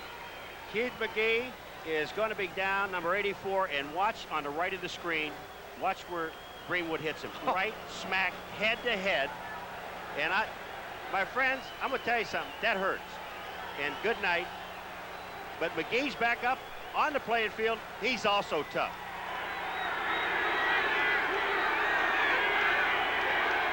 Second down 10. Evans drills the ball off the hands of Anderson as Chapman was cutting him down from underneath. No penalty, need not be on that play. Good play. Anderson couldn't hold on to the football. It's third down and 10. That young man right there, Clarence Chapman, number 22, what an excellent play he just made, because he was actually beaten on the hookup by Anderson. The only thing he could do was hit him when the ball got there. Took his legs out from underneath him. Like again, I'll say, the only thing that a defensive player could do at that point, and he did it.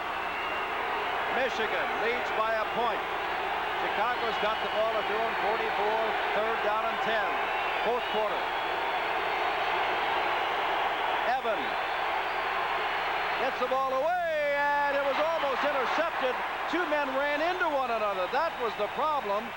John Arnaud came up and ran into Coakley. It's fourth down. It is fourth down. That's all you can say about it, except that Arnaud had the interception. Coakley is playing the reaction. His instincts were to go for the football because he had the coverage. That ball was being thrown to Flowers, who was double covered. So watch, Arnaud is the man that really has the interception. Coakley knocks the ball away and then hits his own man. And now, Jeff Gossett, who has really been booming the ball. Carter in single safety. Gossett gets it away toward the far sideline. Carter goes over. It is inside the 20-yard line. Question of where they will mark the ball. A good kick by Gossett to mark it at the 14. 11:57 to go. He did exactly the same thing. I'll take credit for that.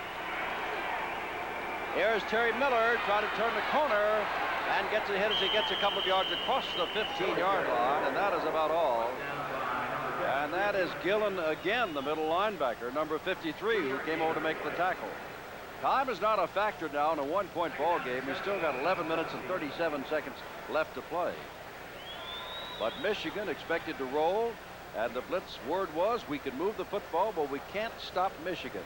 Well, they've given them a field goal since early in the second quarter, and that is all. You still got to believe that Hebert in the Michigan Panthers offensively have got to go back to throwing the ball with their backs coming out of the backfield because the linebackers are not staying with them. Second down, Lacey breaks a tackle, breaks another tackle. Lacey's got the first down at the 25-yard line with Doug Plank hanging on along with Ray Caddage. Jim, you hear so many people talk about second effort. I don't believe that. I think it's a continuous effort. And watch Lacey. Watch his legs. They don't ever stop. His legs are still driving. They're still driving. Plank's on him. Caddage is on him. And Lacey picks up the first down. That's continuous effort, my friend. Carter comes to the right, Holloway to the left. They've been very quiet with the exception of those 2 touchdown catches at the end of the first quarter and the beginning of the second.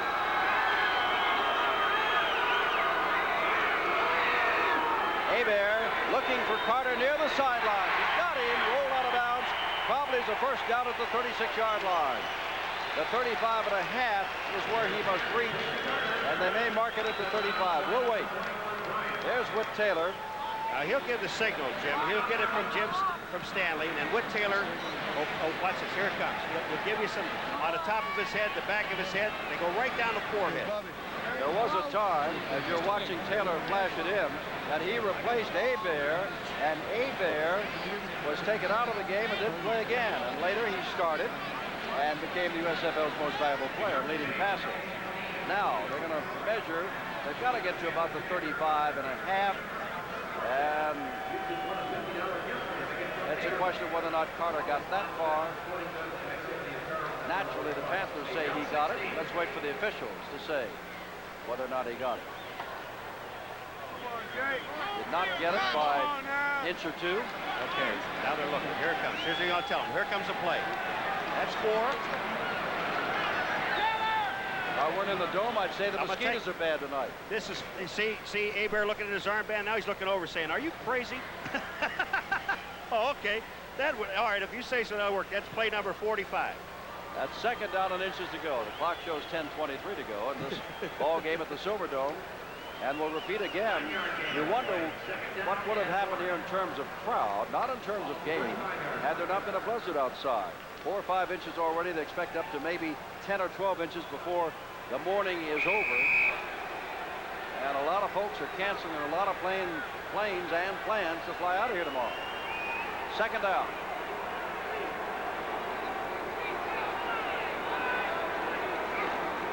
That is Lacey, who's got the first down and plenty more across the 40.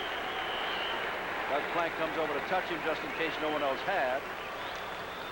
Lots of folks did. And Lacey looks as though he felt he could have cracked it for more than that. Oh, if he doesn't trip over Radliff, the center, but the Radliff was making a block. It wasn't that Radliff wasn't making a block. He made a block. Lacey would have been in the secondary doing some running. Marv's looks a little concerned. Less than 10 minutes to go. Marv Levy's team trails by a point. Holloway to the right and Carter left. Still Terry Miller and Ken Lacey in the backfield.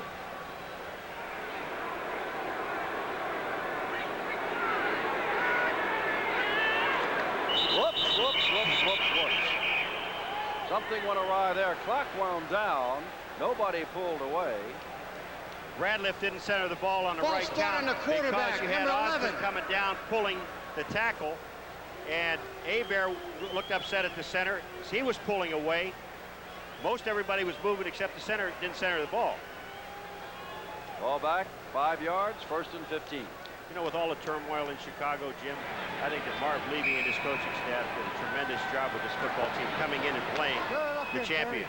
Well, he said that he and his team were not that concerned. They're trying to get ready for a football season. Let the ownership take care of itself, and he was sure it would work out. But he can't let that kind of goings-on at that level affect the players or himself and his coaching staff.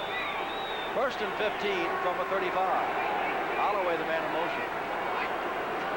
Hebert got the time, delivers the ball, and almost intercepted by Tommy Wilcox, who had 6 interceptions last year.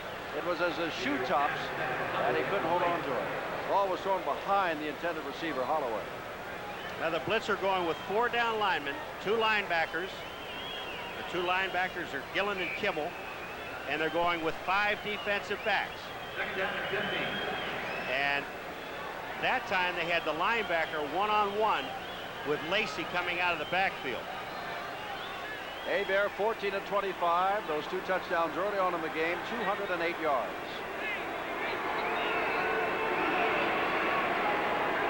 Carter coming this way.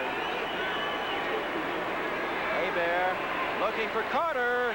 Carter gets the ball right in front of Wilcox and does not have a first down. Picks up about 11 or 12, and it's 3rd down and short yardage.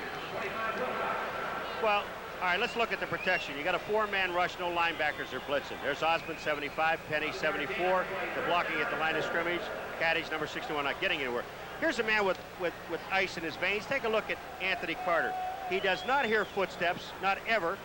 Wilcox couldn't play it any better, and Anthony Carter just took the ball away from Wilcox, number 25. Armstead is the man who finally put him down. 3rd down, and let's call it 4 to go from the 46. Almost 5. Here's Hebert. Pumps once, throws it out. Nobody's out there. Nobody at all, and he overthrew Lacey. Wilcox saw him at the last minute. No linebackers anywhere in the vicinity, and Hebert overthrew him. It's 4th down. I just told you 2 plays ago they're letting Lacey run out there by himself, and that time he just threw the ball too far. And you're looking at it, Jim, and you're looking in anticipation because you know if he catches it, he's gone. David Greenwood, the kick again. Donnell Daniel back again, standing on his own 10. The punters tonight have been outstanding.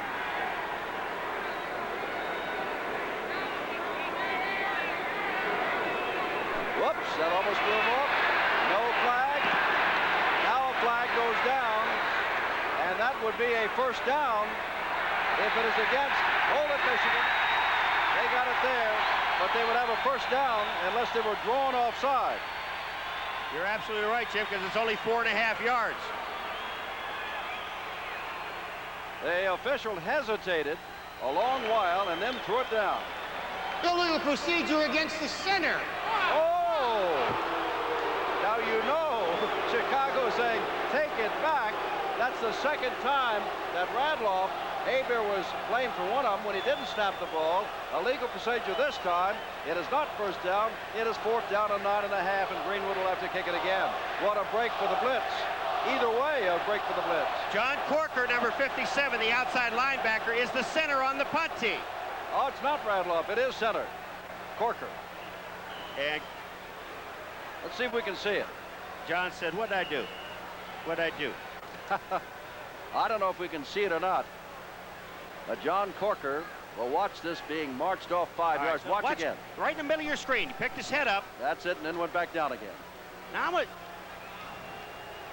You're You know what going to it say is? something. I'll tell you what, it's a jerky motion of his head. It was intentionally done to draw the team offside. In other words, if he picks his head up smoothly, yes, I would love to see this thing one more time, because when you see Corker's head, watch him snap it. Take a look at Corker's head. Now this is Doesn't in slow move the motion. ball. See, that's in slow motion that you see it there. Now he snaps his head up. They're offside. Then Corker comes back down. It would have been 1st down. Missed. Look, they blocked it. McGee is after it. He picks it up. He knocks it into the end zone. He falls on it, but is it in the end zone or not? It's is it out. a safety or a touchdown? Safety. That means that they've got a 1-point lead now, and Michigan must kick the ball back. Jim Stone is a thrilled man. He may have been the man to get the hand on the ball. It was McGee chasing it in, but he did not bend down, did not try to pick it up, did not try to recover it. He simply tried to run it in. Oh, look at here. Here it comes. He takes a long time. He really takes a long time with the ball. And it is Stone, Jim, number 42, who is way up in the air. But here's the mistake McGee makes. You should try to pick the ball up, but when he reached down, he took his eye off the ball, kicked it. It goes in and out of the end zone. Ron Osborne really saved the touchdown by knocking him out. Greenwood's first block punt ever in the pros. But that costly one. Because Daniel was standing inside his own 25 with hopes of returning this. He's at the 30 to take it. He'll try to hang on across the 40 and out to the 47. Outstanding return and field position for the Blitz. Just watch Jim Stone, number 42. Watch how high in the air he is when he blocks this ball. That's him there. That's not a slam dunk in basketball, folks. That's a block punt in football. 8:08 to go. Chicago's got the ball first and 10 at the 47.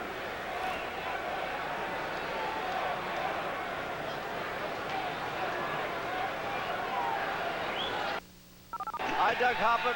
Hi, Jim Stone. First down from the 47-yard line, 7:55 to go. Chicago leads by a point. Evans, the blitz is on, gets it away out here to Glenn Ford. Ford's near a first down across midfield and out of bounds. They will mark it at the 47-yard line. Make it a gain of about 6.5 and call it 2nd and 3. I don't know if that was an audible at the line of scrimmage, but it was a definite design screen pass to Ford, to Glenn Ford coming out of the backfield. David Greenwood, number 31, the strong safety and punter for Michigan, was on a blitz. Evans read it, just dumped the ball to the outside. They picked up 8 yards. Or 7.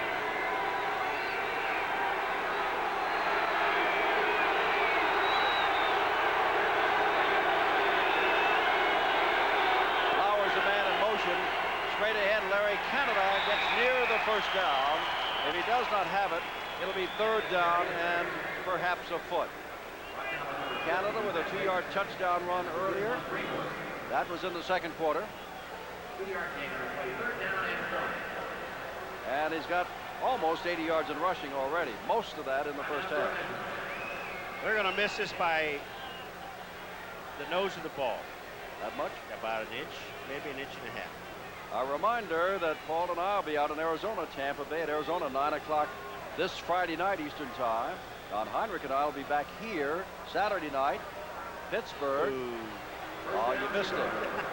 On Saturday night, and then Paul and I will get back together on Monday night out in San Antonio. That game out on San Antonio will feature the other Texas team, Houston. First down. Mark the ball just inside the 44-yard line of Michigan. And the clock increasingly is becoming a factor, but in a 1-point ball game, you can get down to about 10 seconds before you figure and worry about the clock.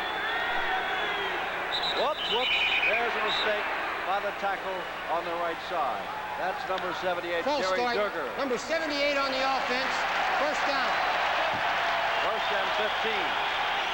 I believe the fans, Paul, think that too many penalties have been thrown against Michigan and not enough against Chicago, which is understandable since we're in the Silverdome. You think Duggar doesn't know it? Watch this. Oops. But see, the problem is that Padgett moves inside and he hits Hartnett, the guard, and Hartnett didn't like that either.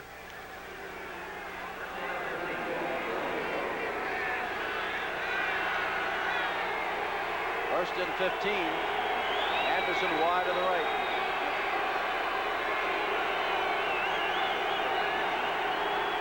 And here's Canada going the other way with a convoy in front of him, but he's going to run out of area and be knocked out of bounds near the original line of scrimmage.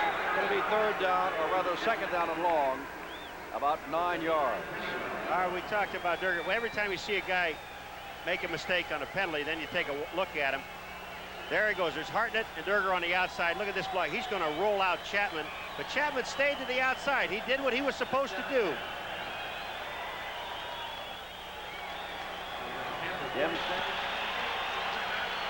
Oliver Davis, 7-year veteran out of Tennessee State. Holding, number 57 on the passing team. The penalties decline.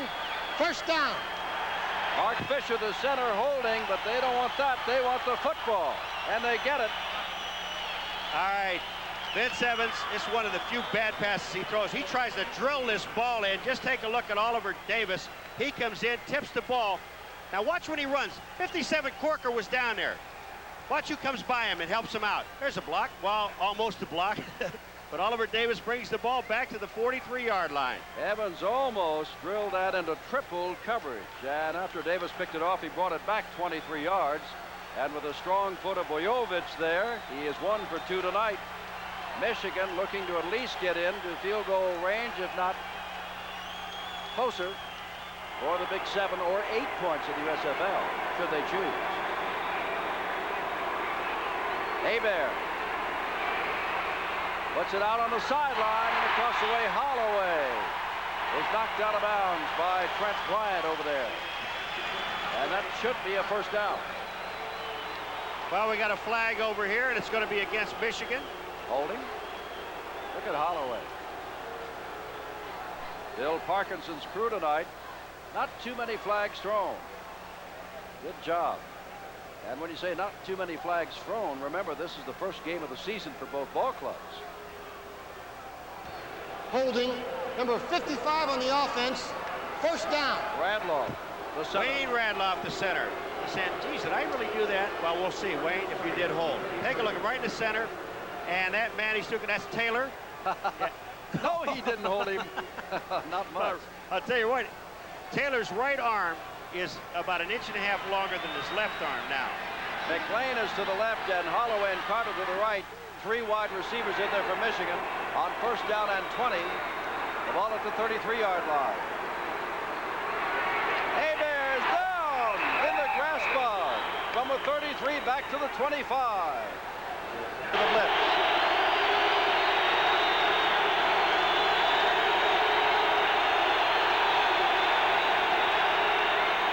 Canada, as a flag goes down, Canada gets out to the 15-yard line. But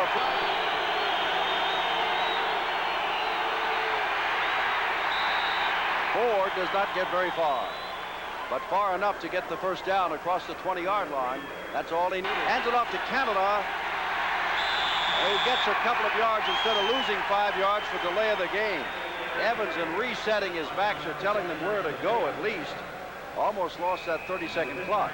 You know what? They want to congratulate all the winners in the USFL yesterday, but one guy that I really like to especially congratulate is Walt Michaels of the New Jersey Generals. What a job he has done with that football team, Jim. There are 5 out there that could be the men in MVPs. Second down. Evans intercepted once, puts it up.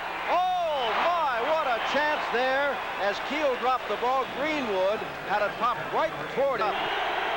2:50 left. The Blitz leading by a point.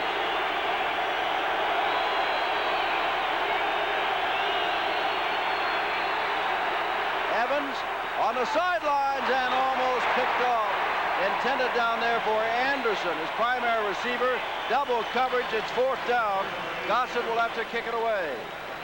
Arnaud almost had it, didn't he? Oh, John Arnaud just waited for it. There's Clarence Chapman out on Anderson. They're going one-on-one. I said they like to hit the seam between the safety and the corner. Look at Arnaud, 25. The ball would have been a little bit lower. It would have been there. Anderson, it hits him in the hands. Chapman was there. And here comes a chance as Gossett is back to kick for Anthony Carter to turn this ball game around. What a dangerous return man he is. So a fine kicker against a great returner. Let's see what happens. Oh, he hit a beauty. Driving Carter back 15, 20 yards, back to the 20-yard line.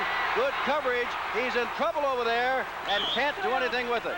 Gossett got the ball so high in the air, he drove Carter back a 57-yard punt, only a 12-yard return. A net kick of 45 yards when they were in the hole. Jeff Gossett did an outstanding job. Now Boyovich is standing by for Hebert and company to move him down where he can win this, as the Michigan Panthers are only down by a point. I think this man, now you know why Marv Levy wanted him so much. Take a look watch the concentration and watch the drop. Flat, his foot, his toe is down, and he cracks it out, what, 57? Hebert, Blitz is on. Hebert trying to get out of it. Hebert throws the ball away toward Mike Cobb and saves the yardage. It's second down, and he also stops the clock. Hope that injury's not serious. He's up and walking around now. They just retaped his ankle, Jim. Second down. They're not blitzing. Hebert's got time, and here's Cobb out here. Russell down, out of bounds, stops the clock very close to a first down. Kittle.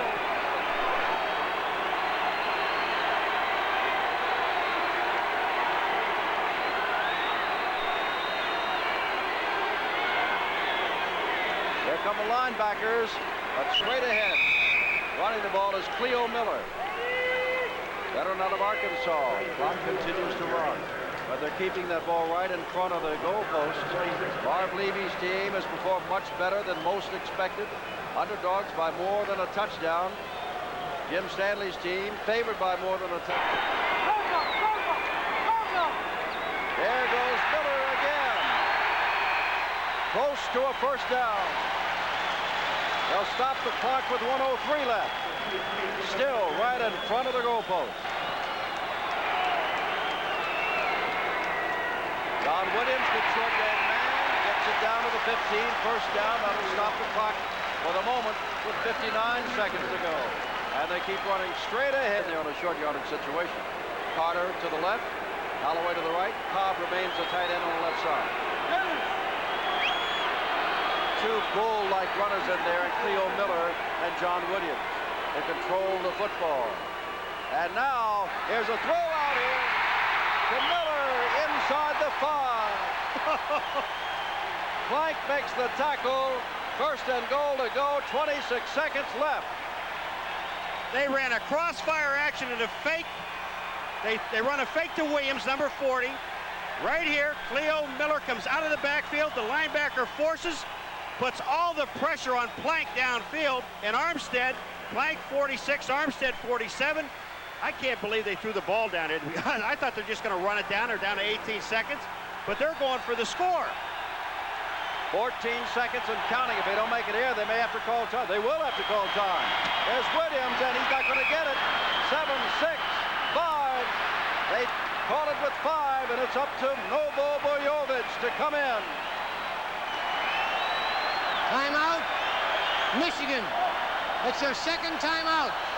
Jim, they're right at where you would normally kick an extra point.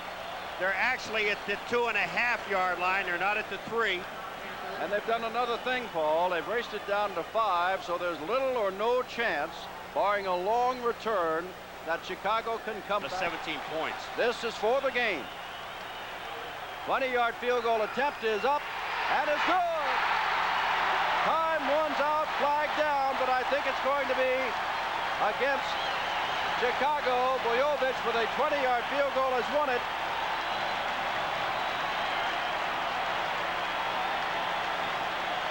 Defense is offside. A penalty refused. Score. Touchdown. 20-18 the final score. The defending USFL champions have won the ball game as time runs out. Look at Novo.